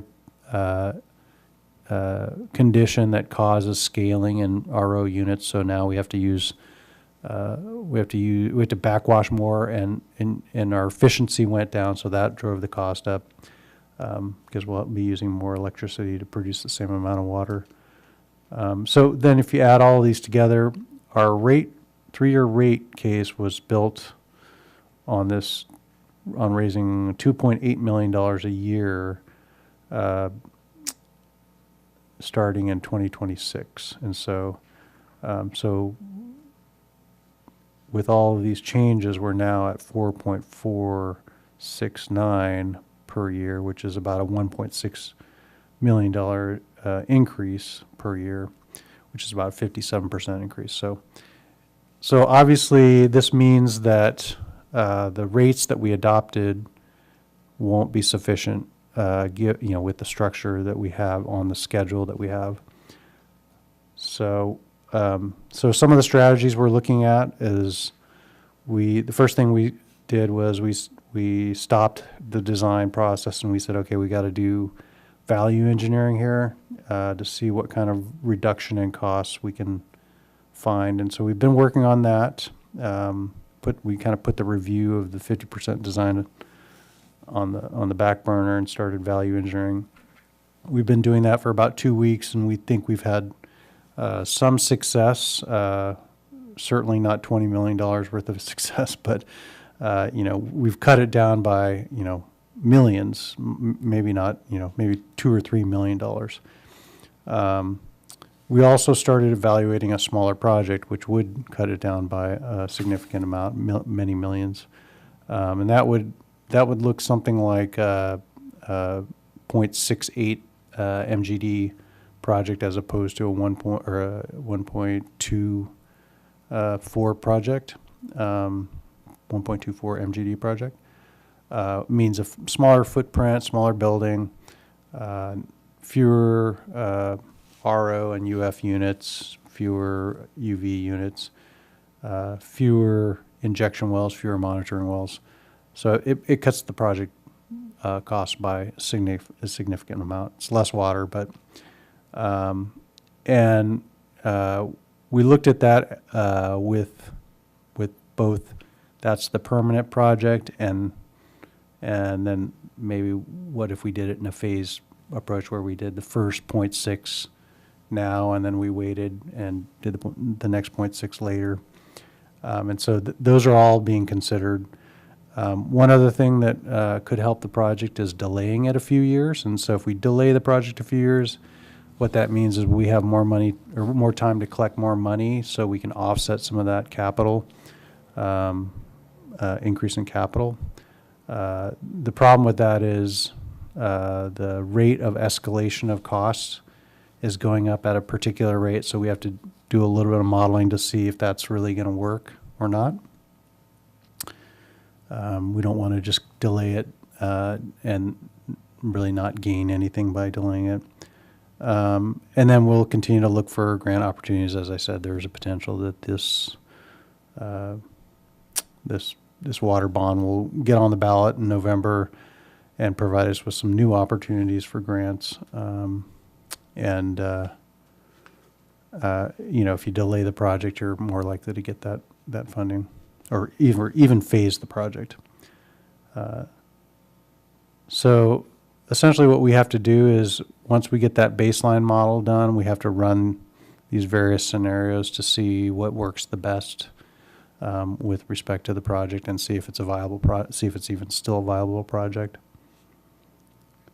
So with that, I'll take any questions. I'll caveat this with, we're kind of in the middle of it right now. We don't have any answers, so I don't have any answers to give you. We just are working to, make sure that we're looking at every angle of this. Please. So I guess when we pause design, kind of, or at least review the 50%, so what are the potential options from there, right? We'll figure out the value engineering, and then is there a point where design pauses? Does design continue to 100% regardless of outcome from the value I engineering? think we have to make that decision. There is some value of having a completely shovel-ready project. If we delay it for too long, we will lose all of the rest of our grant funding. We still have, $18 million in grants that are sitting out there that we haven't drawn on yet. But, if we decide, let's just put the design on ice here, and we'll just think about this in a couple of years when, the finances of the state change, it most likely would result in breach of, the agreements for the grant that we had from the USBR and the grant from the other grant from the state. Mm-hmm. And then it was before my time, but it looked like there was almost like a financial study on using that as a source of water and how that all played out. Is that being utilized for the value engineering? It was done in 2015 or 16. I think it's been quite a while. But it was a study that was done. I'd have to look for it, but it doesn't ring a bell. We did a facility study in 2016, I believe, and it looked at, of course, the cost numbers are radically different than what they are today. I don't know that, I think there was some discussion about offsetting the cost of Cater, for example, by not bring water through Cater, and offsetting any supplemental or state water that we might have to purchase in dry periods. But we're not looking at that yet. There is a thought out there that, and this is kind of going along with what CCWA is doing with their transfer policy.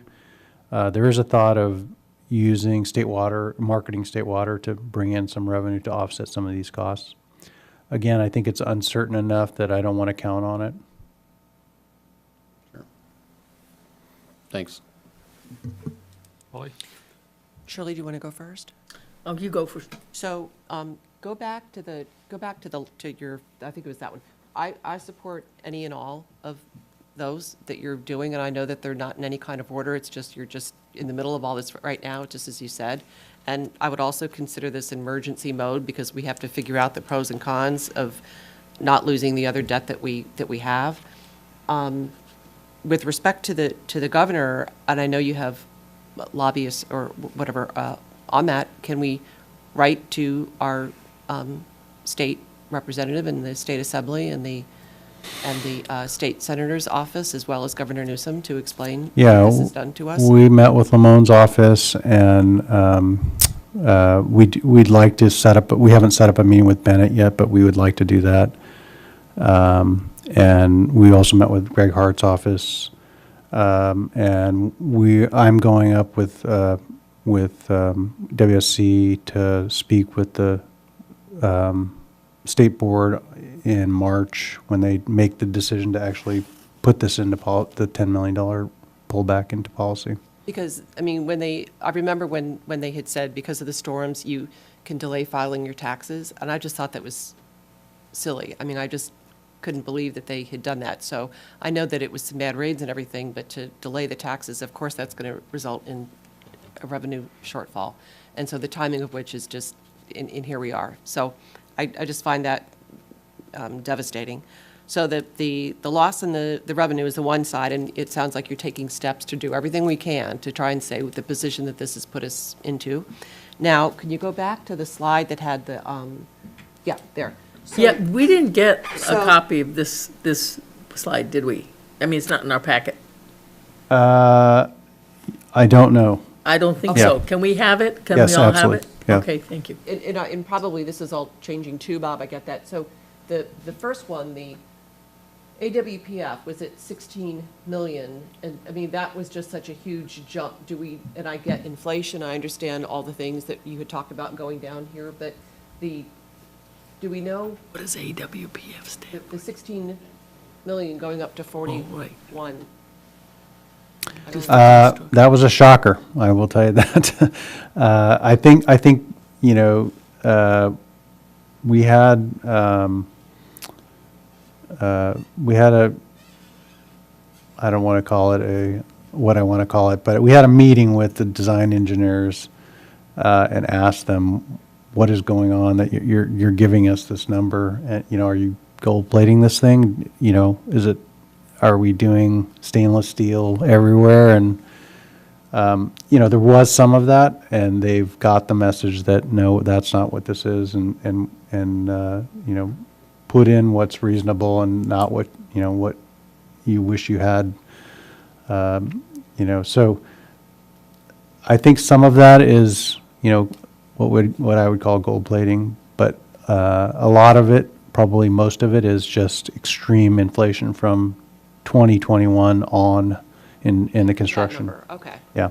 Because to have the conversation, the Volkswagen versus the Cadillac, we're kind of late to be doing that if we're in the final. Well, I mean, I will say, Central Coast Blue, which is a project up that WSC is also working on up in, you know, San Luis Obispo County, they were at 99% of their design, and when they got the $10 million pulled away from them, and by the way, there are 11 projects in the state that Well, I'm this, sure we're not alone. yeah, that this happened to.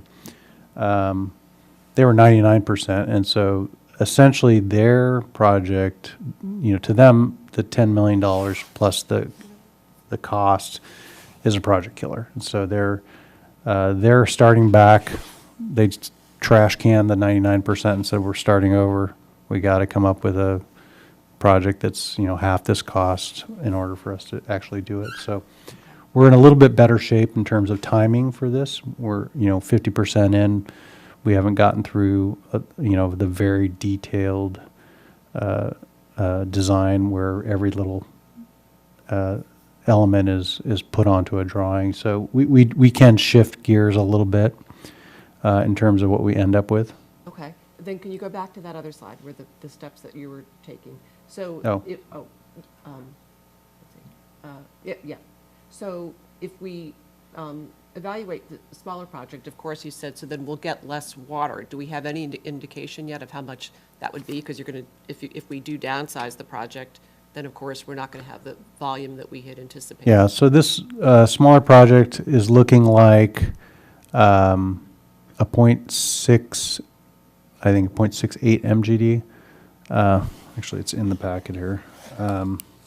It's what it does for us is it's one injection well and 2 monitoring wells versus 2 injection wells and 4 monitoring wells. It's one RO train, 1 UF train, 1 UV. Page 45 is 0.62 MGD. Okay, 0.62, thank you. So basically, we did it that way because we said, okay, do we want to phase this project? In other words, do we want to get to, you know, 1.2 eventually? And I think the answer is probably yes. One of the good things about doing that is you get the first phase done. You get a lot of information about what this thing is actually, how this thing's actually going to work. You know, that cost is we're having the engineers work on on what that cost would be, what the cost reduction. It's not going to be a linear cost, you know, we're not going to, it's not suddenly going to cut the project in half. You still need a lot of the things that you need, particularly if you're going to expand in the future. You need the same EQ tank, which is, you know, sized for a full-size plant. You need the same size clear well, which is sized, and those are pretty big dollar items. Building, you need the same size building.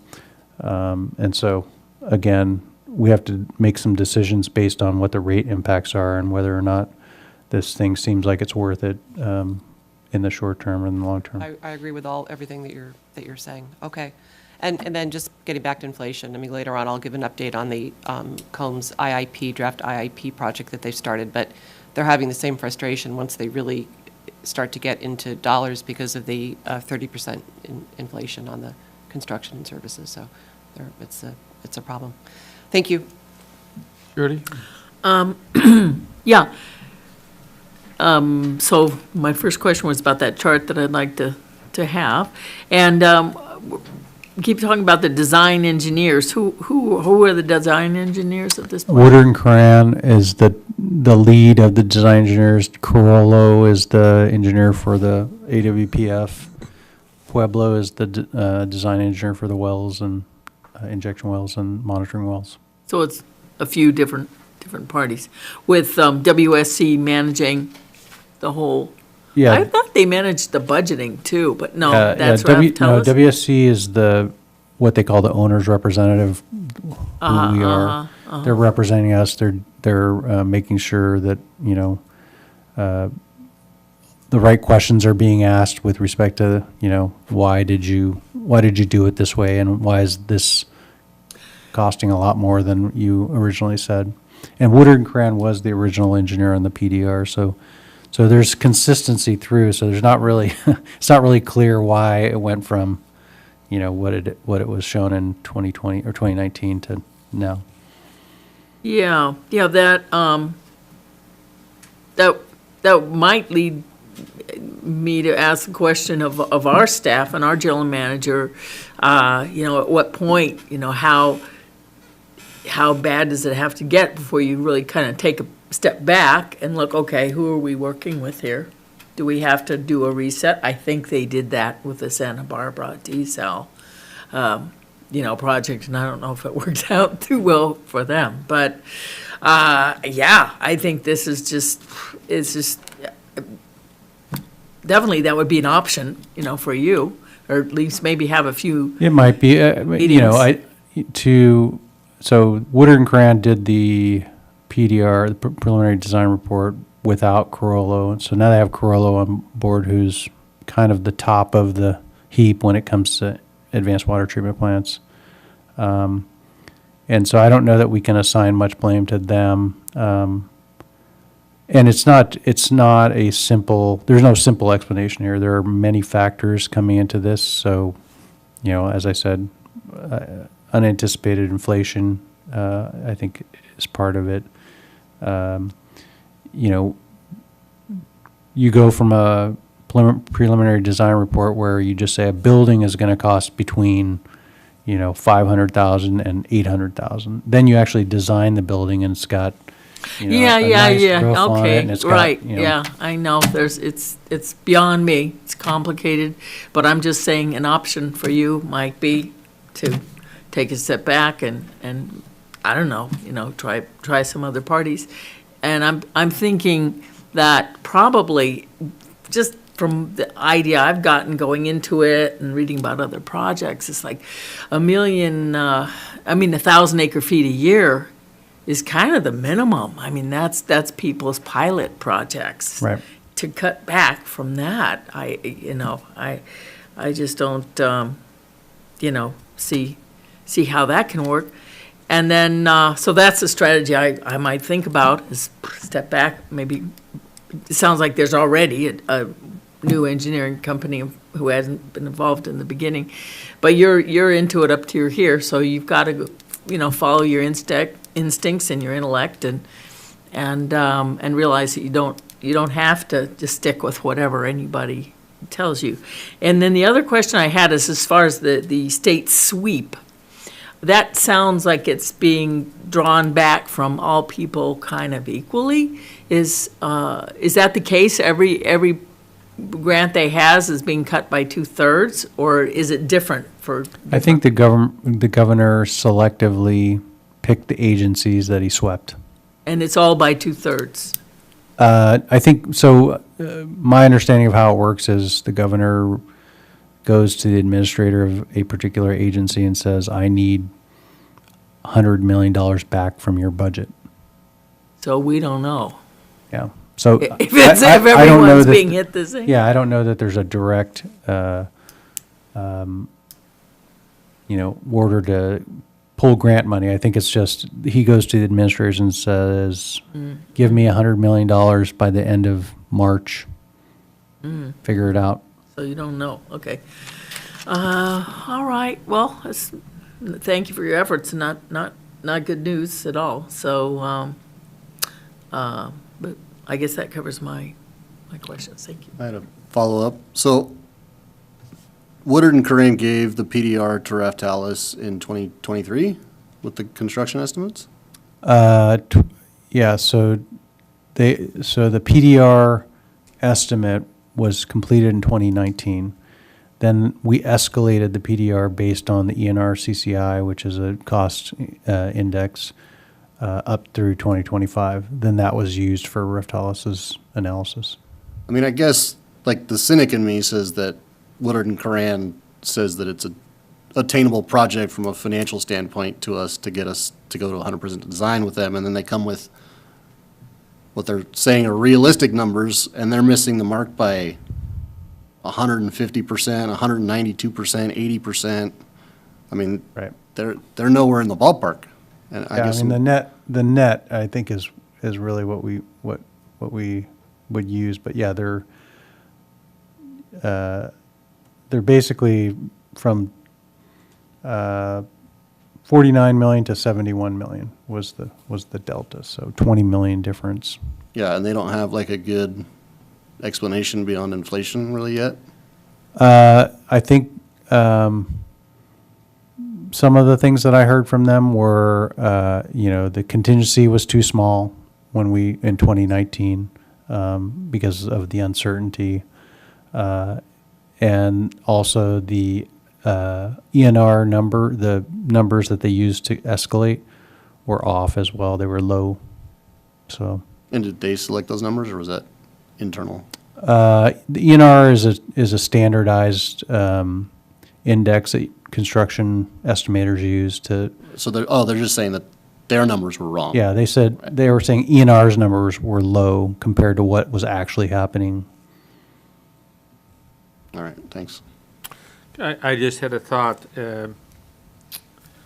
Obviously, I think inflation is the biggest cause here. I mean, even in our own operations, I think we ordered a truck for $180,000, and within a year, it went to $220,000, and either take it or leave it. So personally, I think the CAP project is the most responsible environmentally for all of us, for this whole valley. And we can blame the federal government for the inflation, so maybe you want to tell our constituents, get with it, I mean, it's not going to change.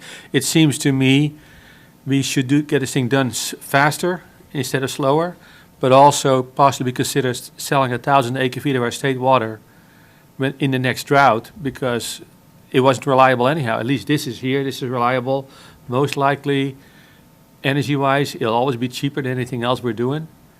And then keep your pipeline capacity if there ever is a need for that. And this needs to come from your team, not me. It seems to me we should not give up. Yeah, and I don't think we're at that Right, point yet. right. I think we too have new. to look under every rock here to understand really what our options are. Right. Well, and what's really sad is that I just was in a meeting in Oxnard. Apparently, the city of Oxnard has a CAP plant, a CAP project. Yes. It's running at 30-40% capacity, and they're in overdraft over there. So, that is really stupid. Yeah, their project was, they did it in 2010, I believe, and it was fully funded through ARA, which American Reinvestment something Act. And there were problems with it back when they designed it and constructed it. So it's never been quite 100%. Right, but I'm just saying they're in overdraft and the water flows into the ocean because they can't get their act together. And on top of that, well, there's a lot of political reasons behind it. It seems to me for Carpinteria, this 1,000 acre feet is probably the most important thing we're going to do in our time here. So it is, anyhow, I just feel we need to move forward and maybe look for other places for funds. It is, But you'll have an update certainly by next month. And Yeah, we're hoping, for by, committee this goes through, I'm sure there'll be a committee meeting on it too. Just yeah, we're hoping by the end of the last meeting of March, we'll have something to report. Okay, that finishes item number E. Then we go on to item number 7F, consider award of contract We of, have to do E? Do we do so, E? did I do? Sorry, you're right, I'm trying to move this thing along. No, I'm sorry. Sorry, no, that was, yeah, sorry, finish cap D. So E, consider engagement of Breftalis for cap cost scenarios modeling in an amount not to exceed $18,280 for action, Bob. Yeah, so we kind of just talked about this. This is basically the part of the model. So we take the baseline model that they did under the regular update. We then move cap out, a couple of years, see what the impact of that is, and then we cut it in half and see what the impact is. And so really the big question mark is, can we pay for this project in various different forms, and what will it take to do that in terms of rate increases?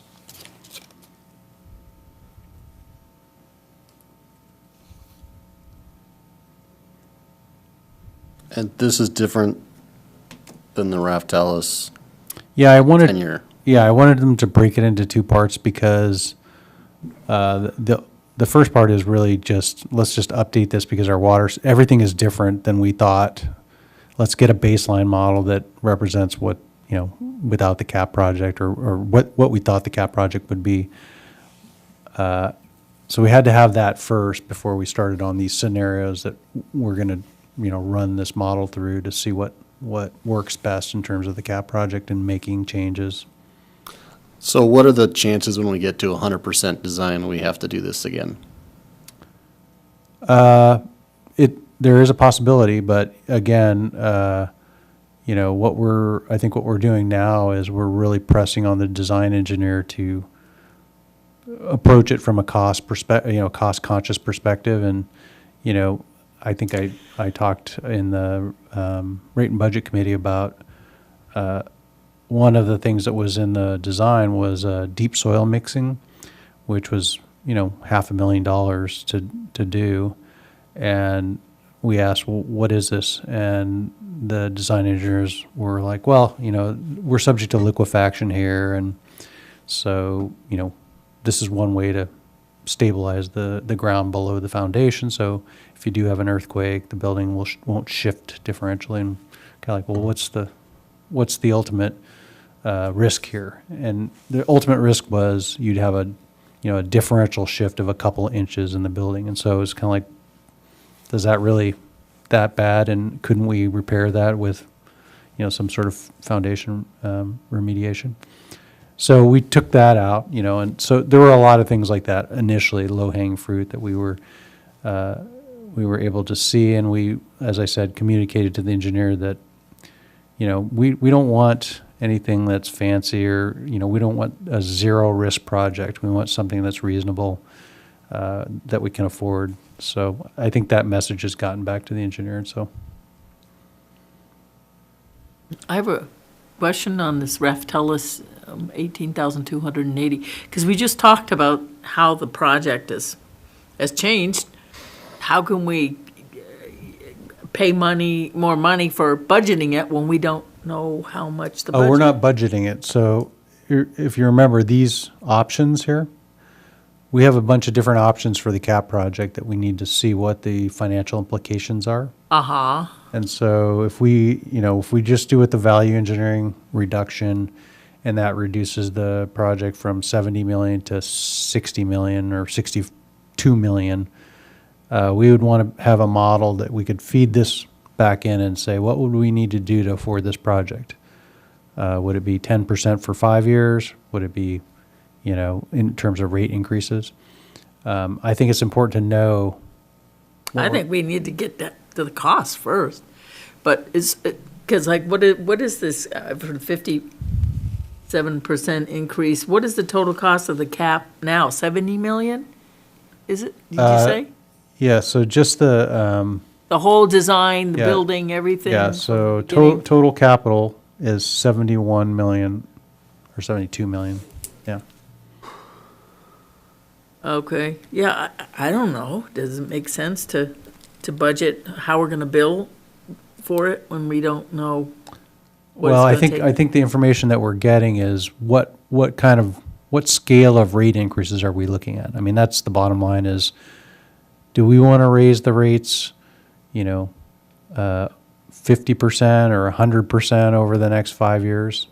Probably not. So what we want to know is, okay, if we get the project cost down to 60 million or 50 million, or we do a half project at 40 million, what's that going to mean for rates? And so that's really the question that Ralph Tellis is going to be working on. Yeah, I think it's premature to do that at this point. But We can't really make any decisions without doing that.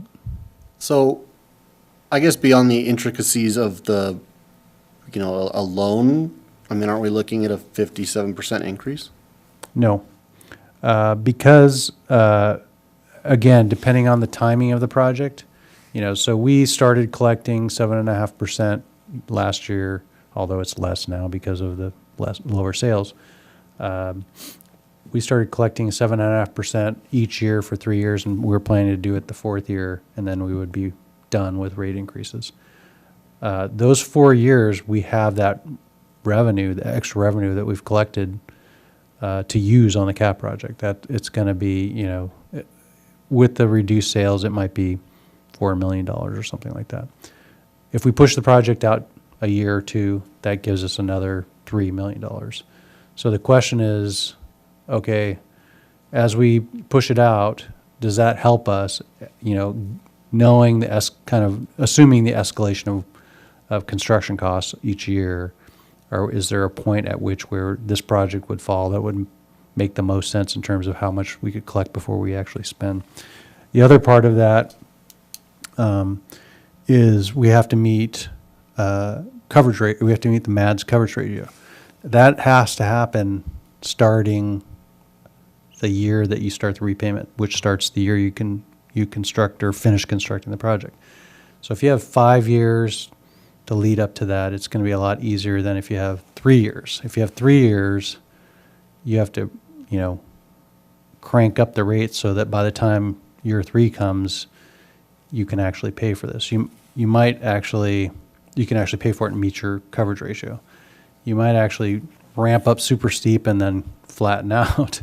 But that's, I think the problem with that is rate shock. Everybody panics when that happens, and we've really tried to avoid rate shock by smoothing out our rates over time, with 2 or 3% each year, rather than having no rate increases and then a 10% rate increase. And so I don't think we want to change that approach, because I think, again, it would be a shock to everyone to have to suddenly pay, $180 for their water bill. Yeah, I guess to me, ultimately, if we end up there and we just, for lack of a better word, trick people into it by doing it 8% a time instead of doing it 16% in year 2, ultimately the increase is the increase. Like, we're going to have to cover it no matter what it is. Ultimately, yeah, it is. But as you know, inflation, the devaluing of money is happening, whether we will acknowledge it or not. And so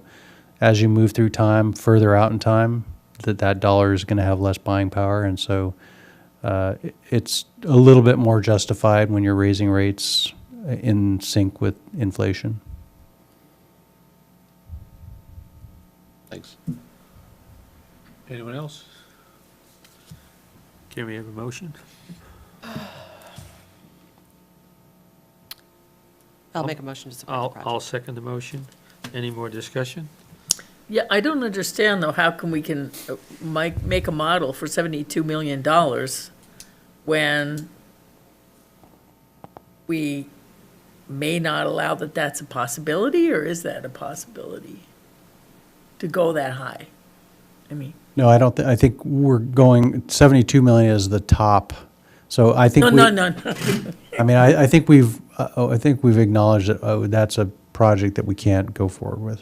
It's a project that's too expensive to go forward with. So we're looking at scenarios to reduce the cost. One is value engineering that might, give us No, but the ref tell us, the point before us now is how to raise the money, right? Not how to cut the cost. Is that, maybe I No, don't understand. we're working on how to cut the cost, and we want to know if we can get the cost low enough so that rates will be acceptable. Oh, and you have to know what's acceptable, and ref tell us is gonna tell us that. Well, I mean, you're No. gonna determine that. I mean, if I come back and say, okay, instead of 7.5% each year, it's gonna look like 9% instead of 4 years for 5 years. Is that acceptable? You have to decide that. I can't decide that for anybody. If I come back and say, we're gonna keep the project where it is, so we only have 4 years to raise the money, and it's gonna be, instead of 7.5%, since we've already done 2 years at 7.5%, the next 2 years are gonna have to be 20%. That may not be acceptable. So those are the kind of the questions that we need to look at with respect to how to pay for the project and whether we want to keep moving forward with this. And that, therefore, that's, as you said before, that's why you need the money on this project for Raftalis in order to start figuring out those scenarios. Right. Yeah, we're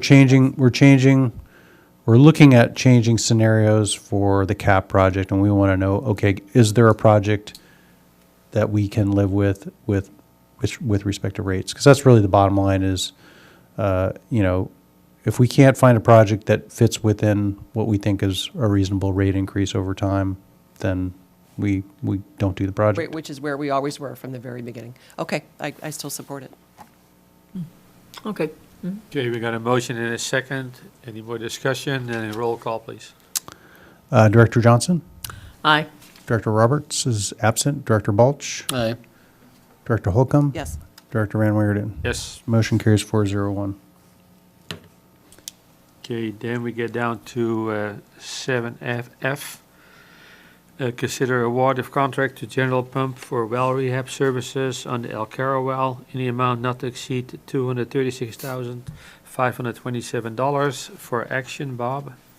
Yeah, so this was something we had in the budget. It actually was part of the 2020C bond issuance. One of the elements, as you remember, that was also the source of funding for the liver project where we, replaced the laterals. We had a few other projects in that issue, and one of them was to rehab El Caro well.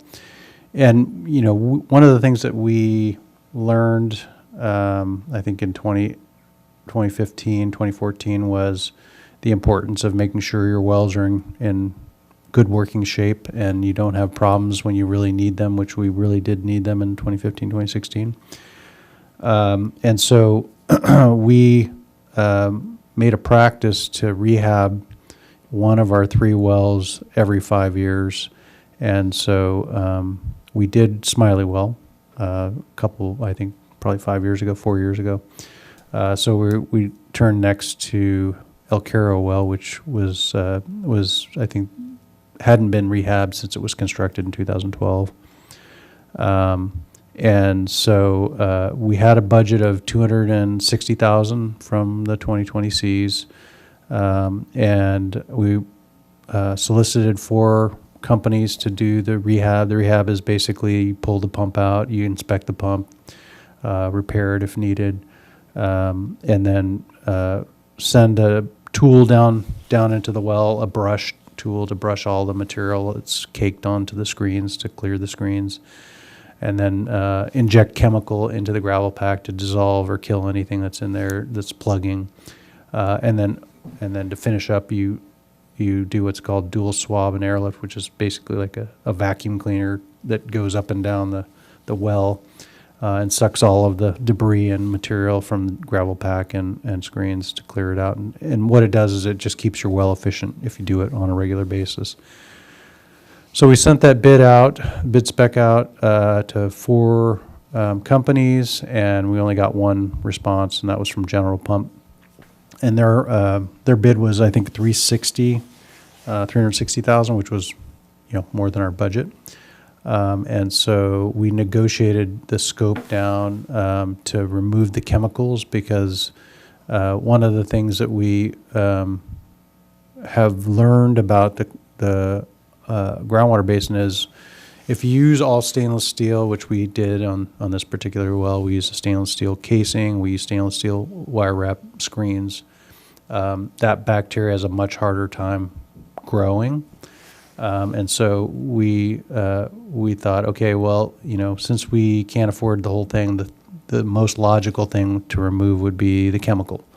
Chemical's probably going to do the least in the different modes of rehab. So we left in there the brushing and the dual swab airlift, and so we were able to get the price down to within our budget, below our budget. I think it's 230. I don't know if I actually get 236. yeah, 236. 1,000 to do the project, and so so staff's recommending that we award that project to them, and we can get going.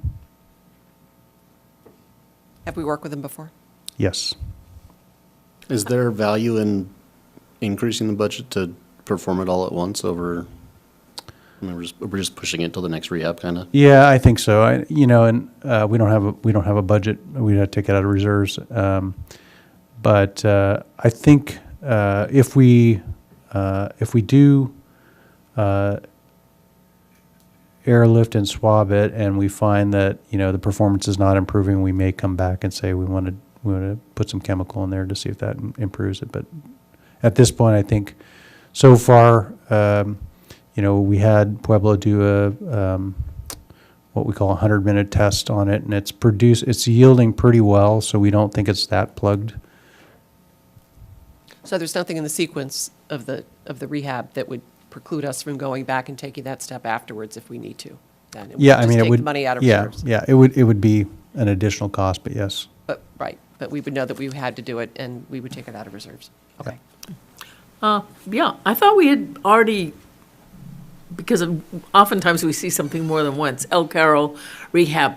I thought we'd already voted on something. We Was it did. the We Pueblo? did vote on Pueblo's services to develop the specifications. So those specifications were then sent out to get bids from contractors. Oh, to get bids, okay. And how much was Pueblo for that? I want to say it was around 40,000. 20,000. Oh, okay. And how does it work, generally speaking? Because I know we discussed this before, is that, we can test the wells, and their output, how many cubic feet per second, I guess, is how you count it.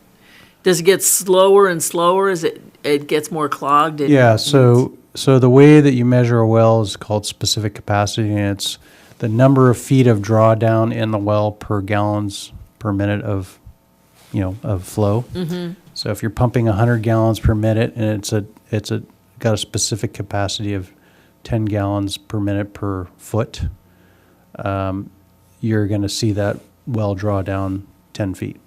So when you build the well, you do a test and you say, okay, this has got a specific capacity of 10.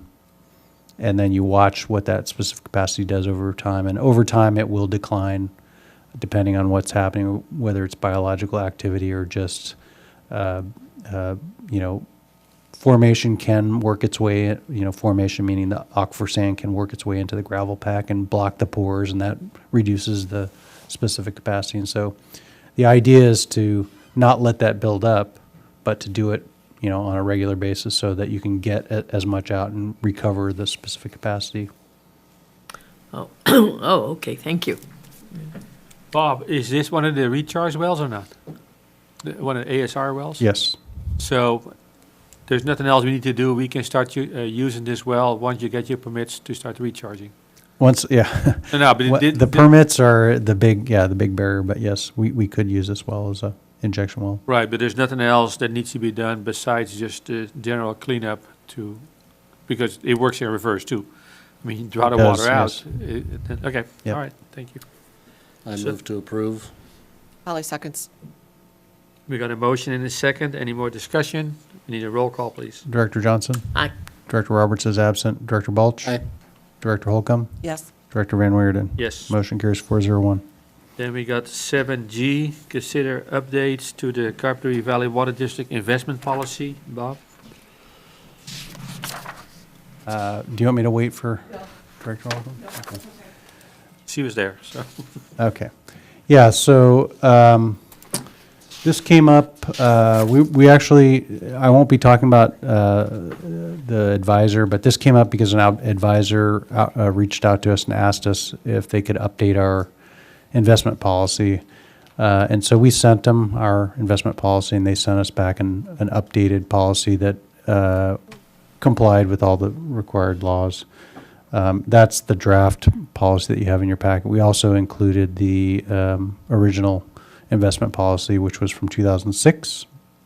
The original policy was very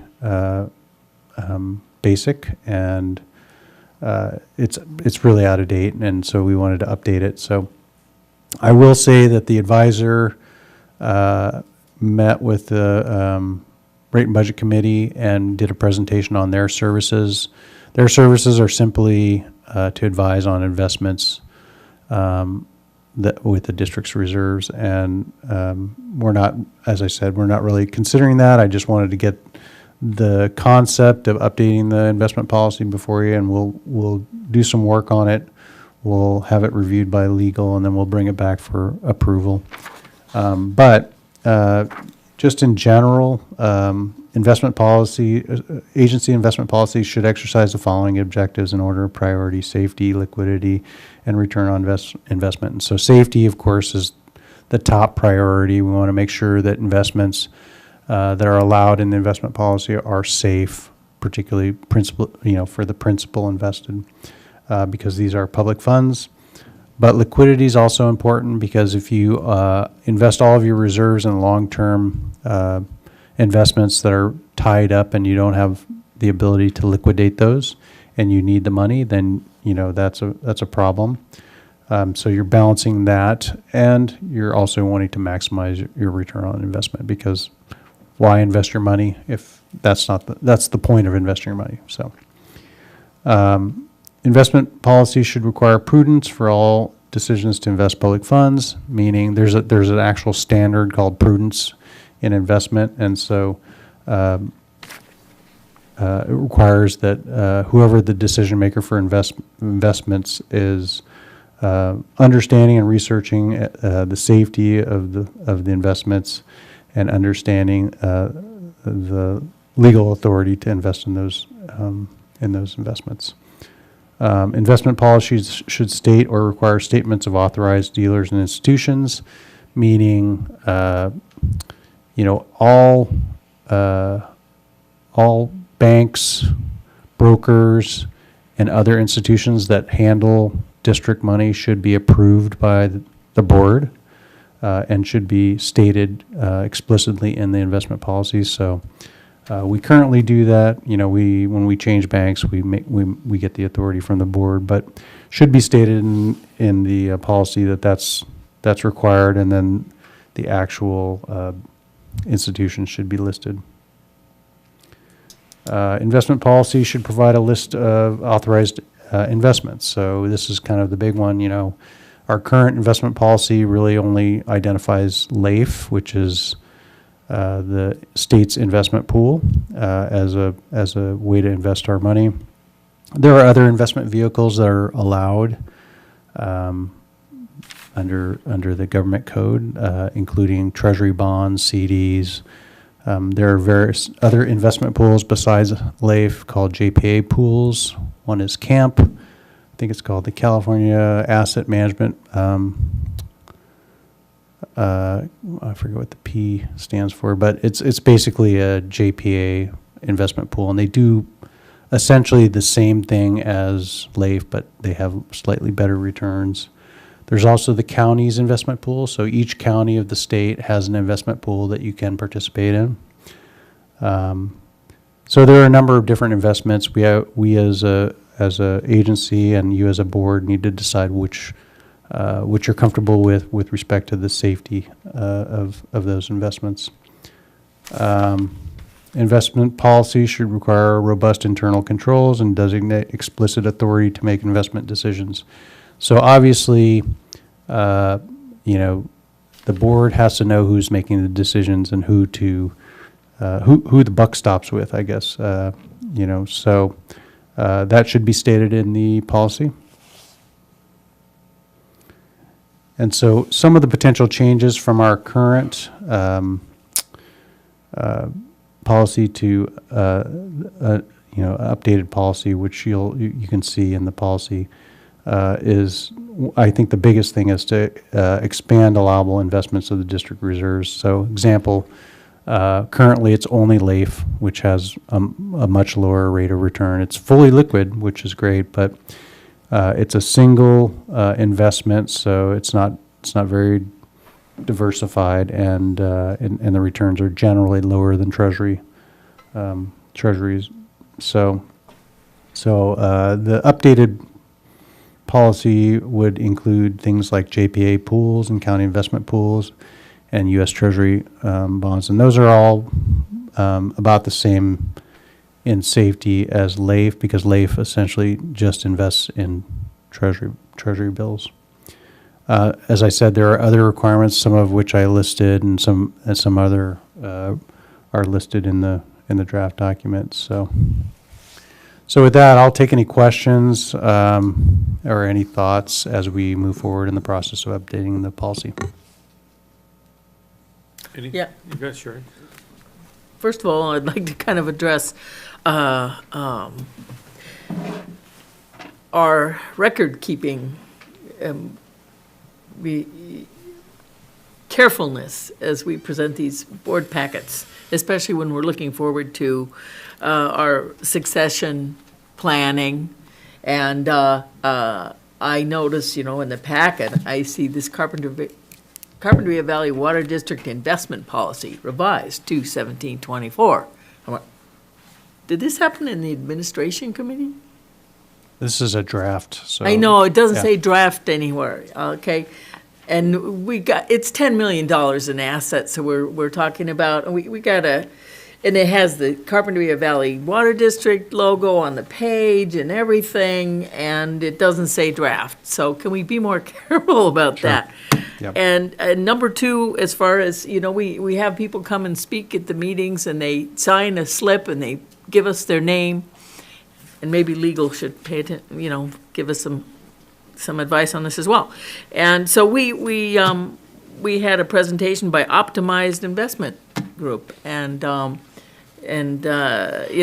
thought they were very good. It makes sense, but nowhere is their name mentioned anywhere. Yeah, I did that on purpose because we're not considering hiring Optimized at this point. That may be something in the future, and I think at that time I would bring them back to. Well, but we had a presentation by them. I don't know why, why it wouldn't, we have people fill out speakers slips with their information. No, But I know. We do it a lot. It seems like we don't.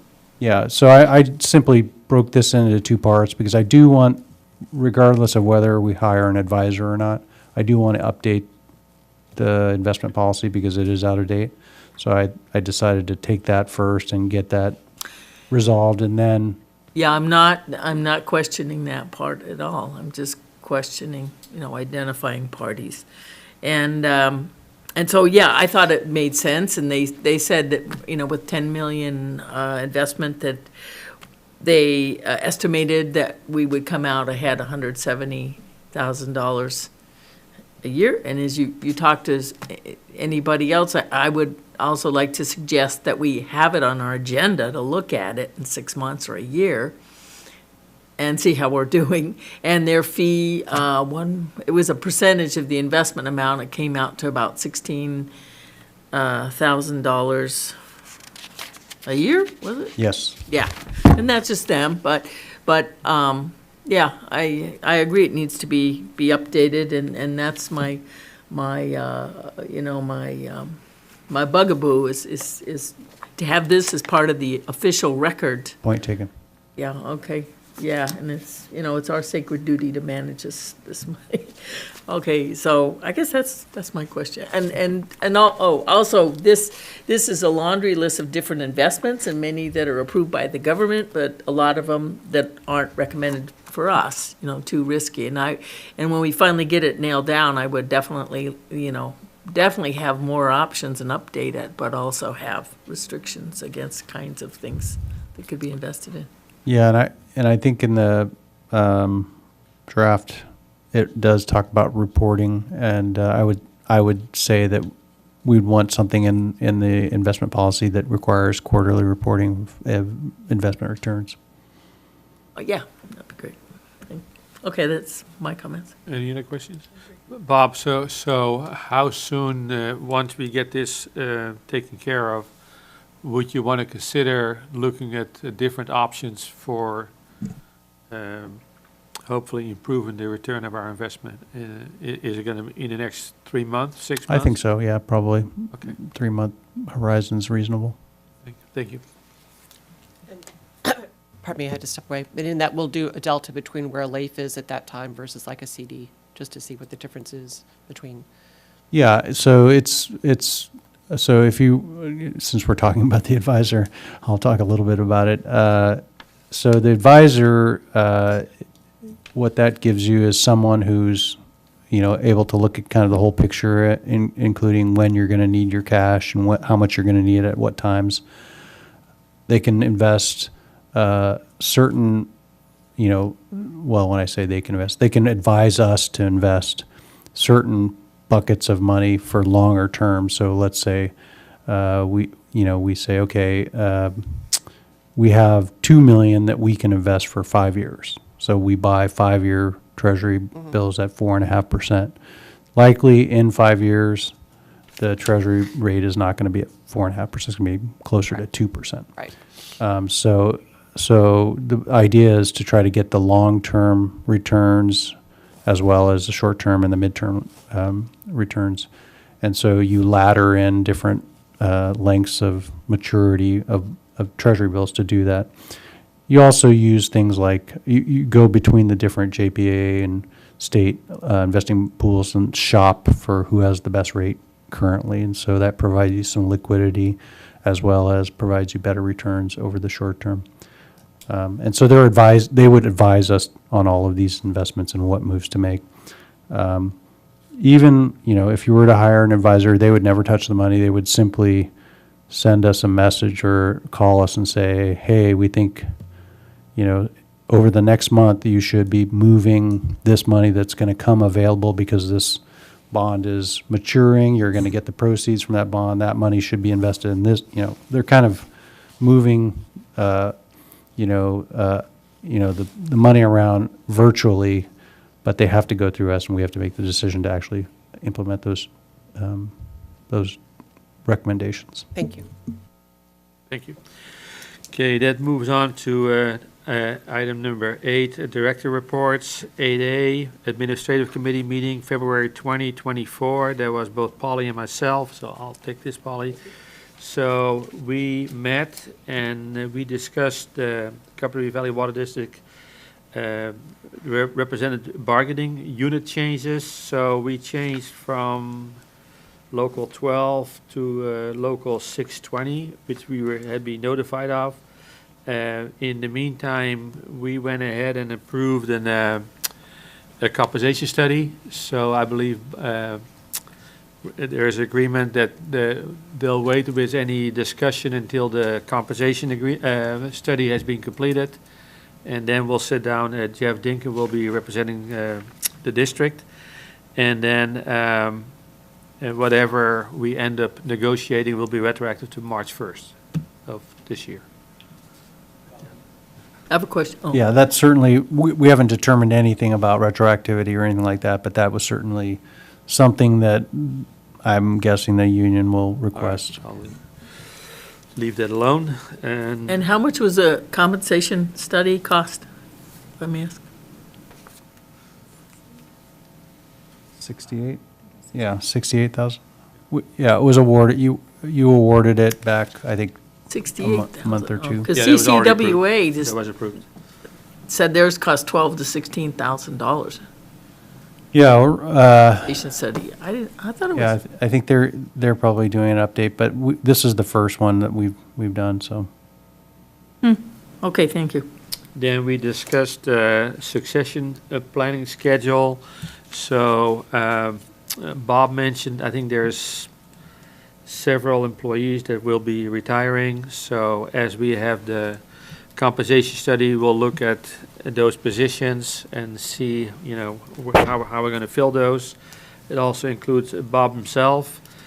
And then with the study, we'll dig into those job descriptions because they tie together. So that's basically what we discussed there. And then C was consider updating the Carpinteria Valley Water's investment policy. We just discussed that, and that's basically what we discussed. So that's the end of that one, and that was it. Go ahead, Bob. Anything else? And then we move on to 8B, Rate and Budget Committee meeting, February 27, 24. Directors Johnson and Roberts. Shirley? Oh, okay, most of it, excuse me, we've already covered with the,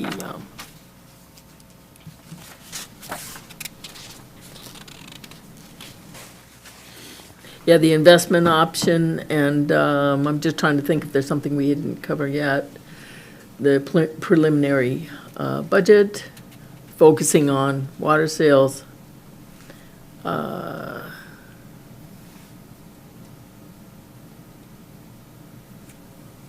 financial model update by Raf Tellis, we discussed that today. And master meters correction, we discussed that today. So all that's been covered today on the reading budget. Okay, thank you, Shirley. Then we move on to item number 8D, Comb Operations Committee meeting, February 15, 2024. Polly? C, I skipped C again? yeah, Central Coast Water Authority meeting Oh, yeah, I'm sorry, go for it. on February 22. So we went into closed session, no reportable action, and on the consent calendar, I did bring up a bill because it's kind of what we do here, is there's a rather large legal amount for 1 month for $116,000, and that's driven mostly by things piling up and the matter with the county. And then we went through the executive director's report, the water supply situation. And it's kind of interesting because in the media, that they do a big thing where they do a snow measurement in one spot.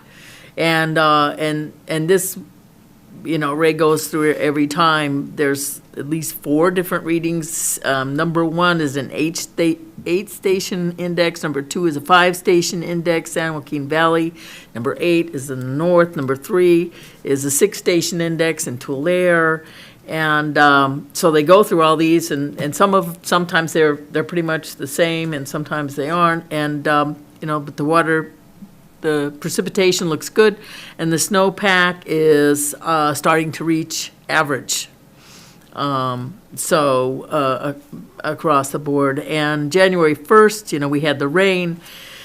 So we lost 15,000 acre feet in San Luis Reservoir spill. And, but we're doing pretty well. There's more water available, and it's very complicated.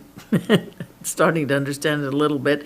And the thing is that Kachuma is full, and so we can't pump water into Kachuma, even though San Luis is spilling. So, and then, the contractor's report, we had an information of science presentation by the California State Water Contractors, and it was very interesting. She kind of covered by Daria, anyway, can't remember her name. And so she covered all the things that they're studying. They have like a $2 million budget, and there's only 2 people, but they give grants on different studies. And so I was really kind of looking for examples of what they're finding out, So everyone's probably heard of the Delta Smelt in the Sacramento Delta, and the new science is the environmental eDNA that they're studying. So smelt like turbid water. They like mud in the water because then they're not so easy to eat by predators. So they did a study by the pumps, and it doesn't look like, because it used to be a problem, it doesn't look like the Delta Smelt are getting sucked into the pumps. So that was one thing that they studied. So it was a very informative study. And and then the legislation report was just in the packet. So, and they went over the amount of money, the fixed costs that were getting billed by the DWR, and the, what they call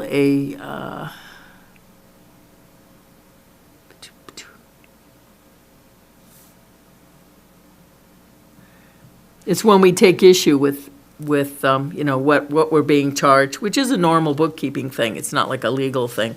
And so now we're still standing at about $6 million for the Central Coast Water Authority that were owed by the DWR for mistakes. I think it goes back 10 years. But again, this year they say, okay, they promise we'll have it worked out this year. And I hope that more money isn't owed back to them. So that's pretty much it for the meeting. Thanks, Suri. Then we got 8D, Comb Operations Committee meeting February 15, 2024. Polly? Thank you. So the big thrust of this meeting was to go over what was then a draft of the IIP as we start to get our infrastructure improvement projects together for next year, which is overall part of our budget.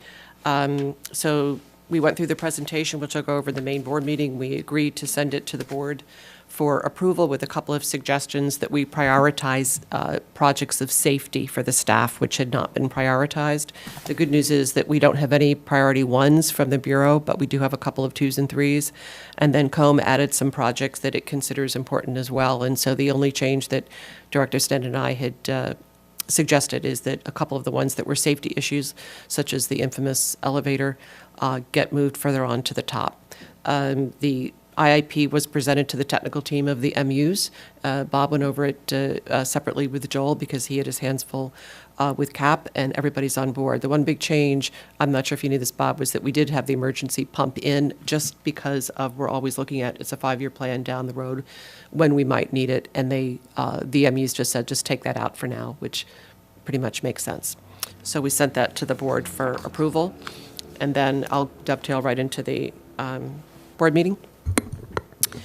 So we had our verbal reports for the admin committee and the operations committee, both of which are reviewed with this board. We approved resolution 795, and this is for a local emergency. Basically, after the storms of January and February of this year, as opposed to last year, the county's declared an emergency. They have extended that emergency, so we're simply getting our ducks in a row with this resolution, which will tee us up for going after different types of funding for repairs. At this time, the president has not issued any kind of state of emergency, so we don't have FEMA, but at least we have some local funds that we can go after and await FEMA if that should come into play. So that's just more of a housekeeping exercise as we assess the damage from the past couple of months, which is around, we think, $200,000. Laurel alone had 3 washouts and 2 slides. Nothing from the repairs that we did a year ago, however, so that's good. So we reviewed that. We had our second quarter financial review, which I reported on the last meeting. We sent that to the board for review, and everything is on track there.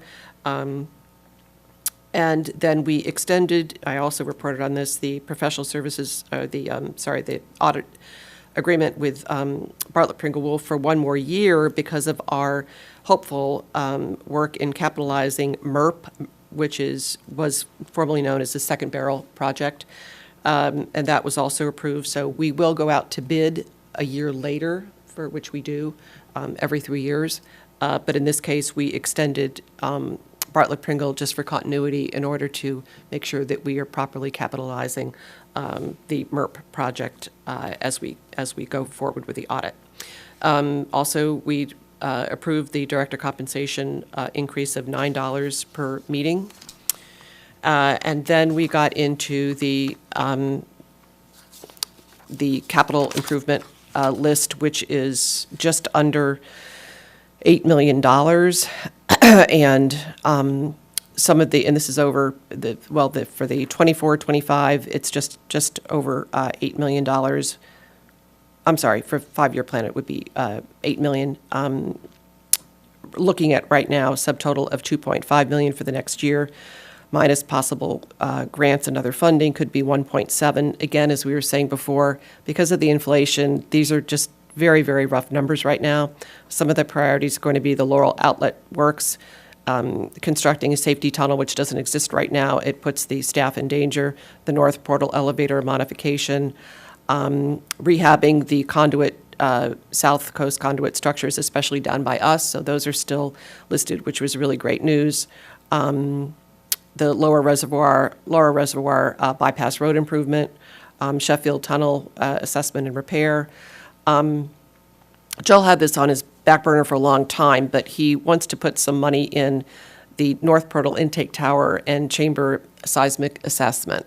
And this was kind of interesting. Of course, what keeps him up at night is if the next quake is a big one, the likelihood of that tower coming down, and then what will we do?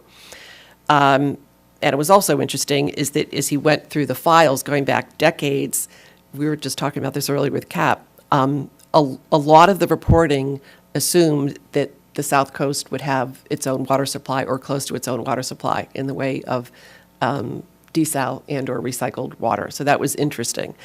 Anyway, we approved all of these projects, but including just putting some money in. What exactly, where does that, how in danger are we of that tower coming down? And then what is a workaround if that's the case? And he is looking into that. He's looking into that right now. So again, we're looking at about 1.7 million, assuming grant funding for some of these things, a total of just under 8 million over a 5-year plan. But this is extremely preliminary as I would suspect that the priorities will change depending on more due diligence and technical scoping on all of these things as we go forward. But everybody's on board with what we did, changes that the technical team suggested we made. So that was all good news. Let's see. In addition to this, which is completely separate, they reported that with the new biological assessment, that for fish passages, we could be looking at 500,000 to 5 million over the next 5 years. It's very rough, but it's simply a message to get all the member units ready that we're going to have to put some money towards this once the BIAP is out. Do you have anything else you want to report on the IIP before I go forward? No, I was very appreciative of Colm and Joel for putting, with the liver project, we had to eliminate some of the laterals because we ran out of money. And so Colm picked up those laterals in their IIP, so they're actually going to complete them. So I was appreciative of that. Okay, great. So the new update was that on the last damages from last year, we're still talking with FEMA on a weekly basis. However, we did get rejected for one of the projects, and it was the Laurel Stilling Well repair. And the reason for that was because we didn't file the paperwork in time. And the reason we didn't file the paperwork in time is that we didn't realize it was one of the last repairs that we simply didn't catch as we were assessing all the damage. But the total bill will be $55,000, and we think that we can absorb that. The other comment that Joel made was, and it's pretty much, it goes without saying, but these were the 2 wettest back-to-back years on record since the dam was constructed. No water of this size 2 years in a row has gone through like that. So that was kind of neat. And the other thing that I thought was interesting, and it's kind of funny, but it isn't really. We're a little carp down here, and the Bureau had designed things in a certain way, which is why we had been through what we've been through with trying to get these things replaced. But it turns out that the South Coast conduit pipe is not made of the same material from top to bottom. So the North Reach has a more robust material than we do down here in Carpin, Montecito. I guess it goes with the territory, but I thought that was kind of interesting too. And let's see.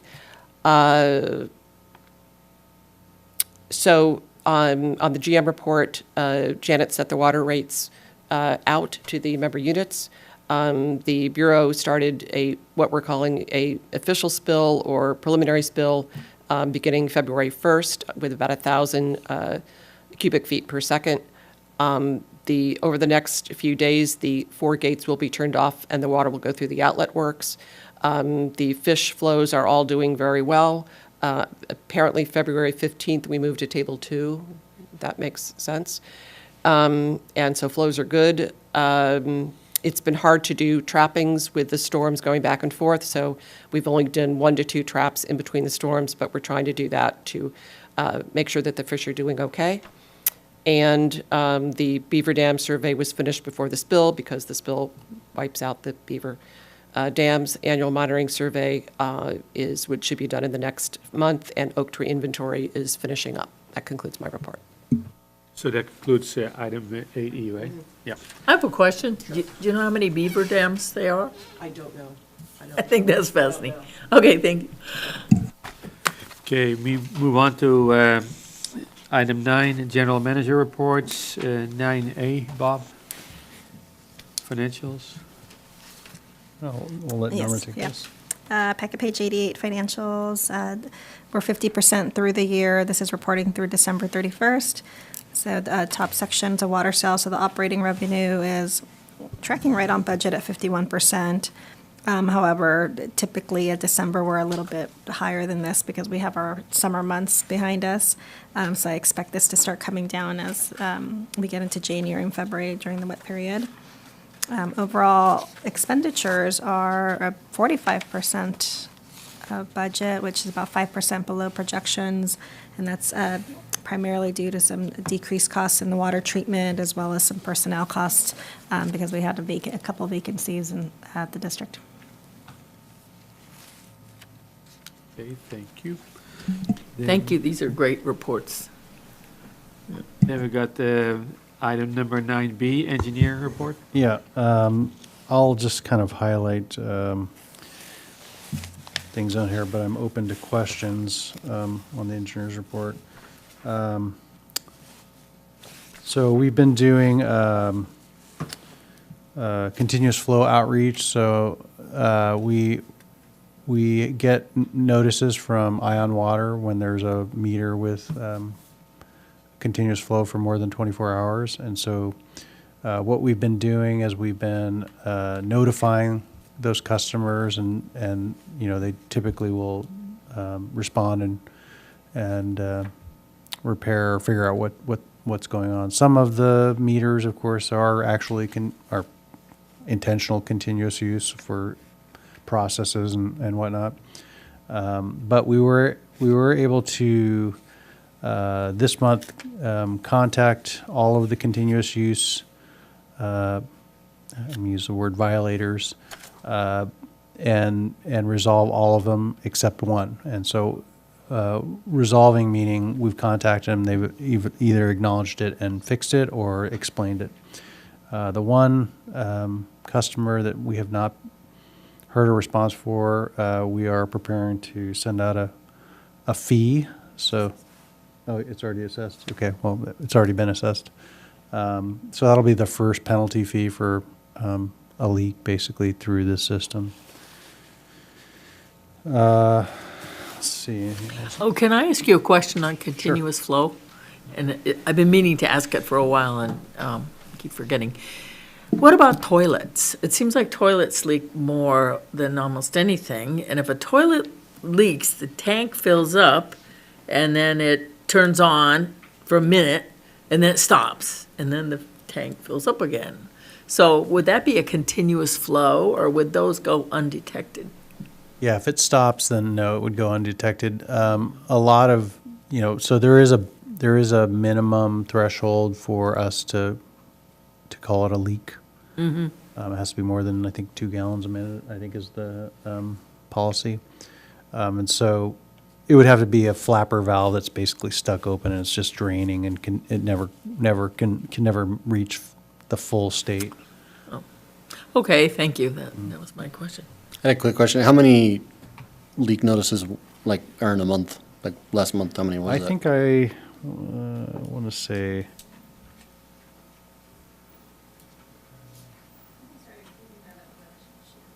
Yeah, it's not on here. I want to say there's, at least 50.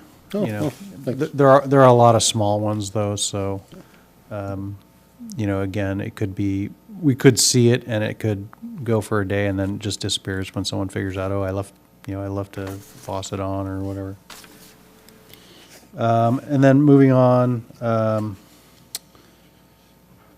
so on the El Caro well monitoring, wells, those have been completed. Pretty much the project is complete. We have some punch list items that we're walking through with the city on the park repair, but overall they're completed. We actually took our first sample today from one of the wells, and we'll continue to sample tomorrow and Friday the other two wells. So that's good news. And then as far as letters, intent to serve letters, I'll just kind of roll into this one. A lot of ADUs. The one big letter that was issued was the Surfliner Inn. And they do have a meter, but it's probably going to be it's going to need to be upsized. It's a small meter. Serves the parking lot, currently serves the parking lot and the community gardens. Then as far as letters requested, we didn't get any requests this month, which is surprising. I don't think that means that development has stopped. I think it just means this month was an off month. Operations report. So the wells are all off, and that's because whenever a spill occurs, we take the maximum amount of water we can from Kachuma, and so we turn off all other water sources, and so that's currently happening as the spill is ongoing. Don't see anything else unless you have questions on those three reports. Okay, then I'll move on to the water supply report. So this is the report for January, and so it's not actually reflective of what's going on because so much happened in February. So much rain happened and spill conditions and water loss and a lot of things. So this is as of January, the end of January. So we took in January 145 acre feet of Kachuma water and 39 from groundwater. And as I said, once the spill was recognized in February, we shut off all wells. As far as available water supply, again, remembering that this is January before the spill occurred. So we had 1,100 acre feet of carryover water that went over with the spill. So basically that resets us to 2813, and that will show up on the February report. And that 2813 won't get used until the surplus spill condition ends. And then as far as state water project, it is quite complex. We actually aren't in a spill condition at the state water project, but one of the things that I learned this last CCWA meeting was that when you have 100% allocation the prior year, you can only carry over half of that to the next year. And so we did lose a portion of our 2023 water when January rolled around because we hadn't used any of it. And so I think we had something like 30 or maybe 3,000 acre feet of water. And so half of the 2,200 that we received in 23 was taken back. So they just redistribute it with the new water here? What do they do with the? Yeah, they reclaim it as project water and then redistribute it, yeah. And so, it's unfortunate, that I didn't know that, but it is, it really, there wasn't really anything we could have done because we didn't have any room for the water. Kachuma was filled and spilled last year, so we wouldn't have been able to deliver any of that water. We could have banked it, but no one was banking. We could have tried to bank it, but no one was banking water. So there wasn't a lot we could do with that water, but it does point out the fact that we need more management tools for that project. And so that's something that I plan on this year looking at and bringing to you to discuss. Are we still in touch with your Irvine Ranch folks? We are. Yeah, we contacted them in 2022 and they said no. There was no capacity to inject. So this again, this is actually updated. So this because in January is when we lost that carryover. So it was 22. So you can see it's 1,100 there. Allocation in January was 10%, so 220 acre feet. Now it's been upgraded to 15%. So again, February, you'll see these numbers kind of move around a little bit. Total water supply at the end of January was 5,252 acre feet. I wanted to put these in here as well. So these are the Century Well levels, and so everybody's been asking, well, what's happening with the groundwater basin and all this rain? And so this is kind of a snapshot of what's happening at the coast. It's similar inland, but not quite as pronounced. So I thought, well, I'll show you these. And you kind of see 23 was right before it started raining, and you can see ever since it's been climbing, and it's actually higher in the shallow well, the A zone well. It's higher than it's been historically. So we drilled the well in 2019. So you can kind of see it came up in 2022 and then dipped a little bit, but then is back on its way up. And we'll see how far, if we actually get above sea level on that one. The medium or intermediate well, same thing, same pattern. You can kind of see it's ever since winter of 22, 23, it's been climbing. It's a little bit of dip. That's likely from someone, maybe us, turning on a well. Could I ask you a question? I can't see. When is the last reading because everyone's going to want to know, when's the last reading of the groundwater basin that we've taken? This one was taken on Monday of this week, Oh, okay. so it's very recent. And then, so yeah, this last dot is Monday of this week. And then, of course, the deep well, same thing. It's coming, same pattern. It's coming up. It's actually pretty close to sea level. Remembering that the deeper you go in these wells, the more pressure you need to keep seawater back. So the fact that it's at sea level or very close to sea level, it's not sufficient to keep seawater from moving in. So it would actually have to be about 20 feet higher than sea level. So surface water supply, again, we kind of went through this in the numbers, but again, this number is the Kachuma number in January. We lost 1,100 acre feet of that, so that's going to reset to 2813. This number is actually updated for the State Water Project because that happened in January. Groundwater, as indicated, we have been pumping very little groundwater in the winter, and January was no exception.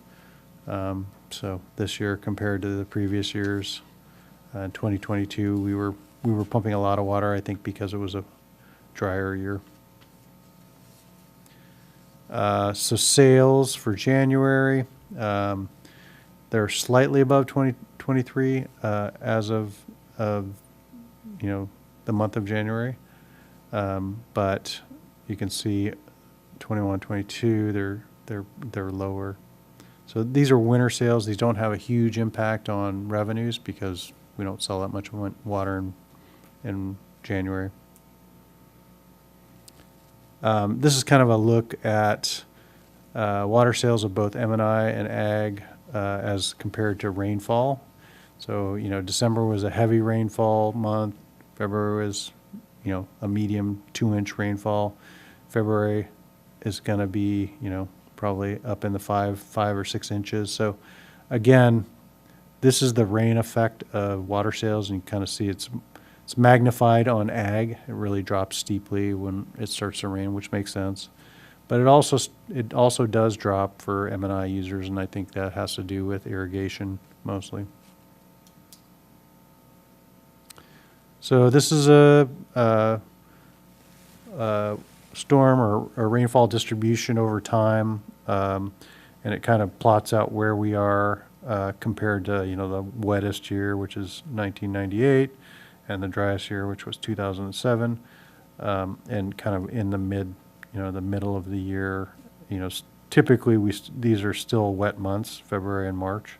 So it's as of the end of January, it was here. I would expect when we update this, it's going to shoot steeply up in February, and probably it may be continue into March steeply, but we're kind of in between, I think, the average band here, slightly above average right now, and so if we continue to get rainfall, we'll be above average.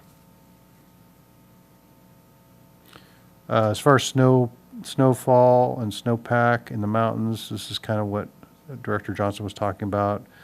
We have 3 regions that we look at from the state's snow surveys: the northern, central, and the southern. First number is total water content for the whole year. So compared to the whole year, we're at 79%. Compared to this time of year, we're at 100% of average. Central 67 and 84, and then southern is 64 and 79. So you can obviously see most of the snowpack and snowfall occurred in these northern areas. Again, this is pretty up to date. It's February 21st, so I apologize. These are jumping from January to February. But again, you can kind of see this is the percentage of water content on the indexes. So the north is about 75, central 67, and south is 64, and then the total state average is 69%. And so that's the total, and then of course here you have the 100%, the same numbers, 100% for this time of year, 84 for this time of year, and 79, and then total is 86% for this time of year. So as far as sales go, we're actually looking okay. So this red target line is based on our original projections of 3,600 acre feet of sales for fiscal year 24. You can see we were pretty tightly running along here, and we're actually looking like we're going to hit it, which is surprising. That's not to say that we still have 6 more months to go. That's not to say that it'll fall back away and we'll get lower sales in the warmer months. Ag, same thing, kind of had a drier early winter. We caught up to the target line, and now we're kind of pulling back away. You can see a departure from the target line. So we'll see what happens in the next, this doesn't reflect February. I think this is going to depart further from the line in February, but we'll see what happens in March, April, May, and June. Hey, Bob, the blue line, that's 2013 number? Yes, yeah. Yeah, that's the maximum we've ever seen. So, again, this is kind of the combined water sales for the district compared to the actual water sales. And so you can see we're tracking pretty closely here, and then, this is the last actual data point that we have. So hopefully this will continue to follow this, and we'll come in pretty close to our original 36, 35. But currently what we think is going to happen because of the wet weather, it's going to dip a little bit here, and then hopefully get back on track and maybe make it back up there. As you know, Kachuma has been spilling since February 1st. This is a picture right before the spill, I guess, was starting. So actually, you can see it comes up here and then it dips. So I think this reflects the spill, but it just wasn't official until February 1st. So it's not 91% capacity, it's 100 and, I think it's 101% capacity. You can see here, rainfall in in Carpinteria is about 115% for this time of year. I'm sorry, 150% of total and 170% for this time of year at 19.86 inches, which is great. The more water we get in Carpinteria, the more the groundwater basin recovers. And then as far as at Gibraltar Dam, which is kind of the representative gauge for the San Ynez watershed, similar numbers, 119% for this time of year and 175. I'm sorry, I keep getting that backwards. 119% of the total year and 175% for this time of year. Again, these are out of date, so, but we are at 100% for Kachuma. I'm not sure, I'm not sure what point in time this represents, but we are at 100%. And as well as all these other two reservoirs that are in the San Ynez River are also spilling in at our 100%. State drought across the state is very minimal. It's abnormally dry in the more arid regions of the state. All the reservoirs are pretty much full. You can kind of see, the big ones, Oroville, which is where we store our state water, and Shasta, where, most of the Central Valley Project water is stored well above average for this time of year. Kachuma, basically full. Casitas is very full. It's 83% total volume and still rising, so it could get up close to 100% this year. Have they spilled yet? They don't actually spill. What they do is they divert, so they actually stop diverting. Yeah, they actually did stop diverting because too much water is flowing in from other creeks. So, and that's all I have. Thank you, Bob. Then we move on to item number 10, closed session, none. Item 11, consider dates and items for the agenda for the Carpinteria Valley Water District Board meeting of March 13, 2024 at 5:30 p.m. Carpinteria City Hall, 5775 Carpinteria Avenue, Carpinteria, California. And we are adjourned. So. Thank you. Recording stopped.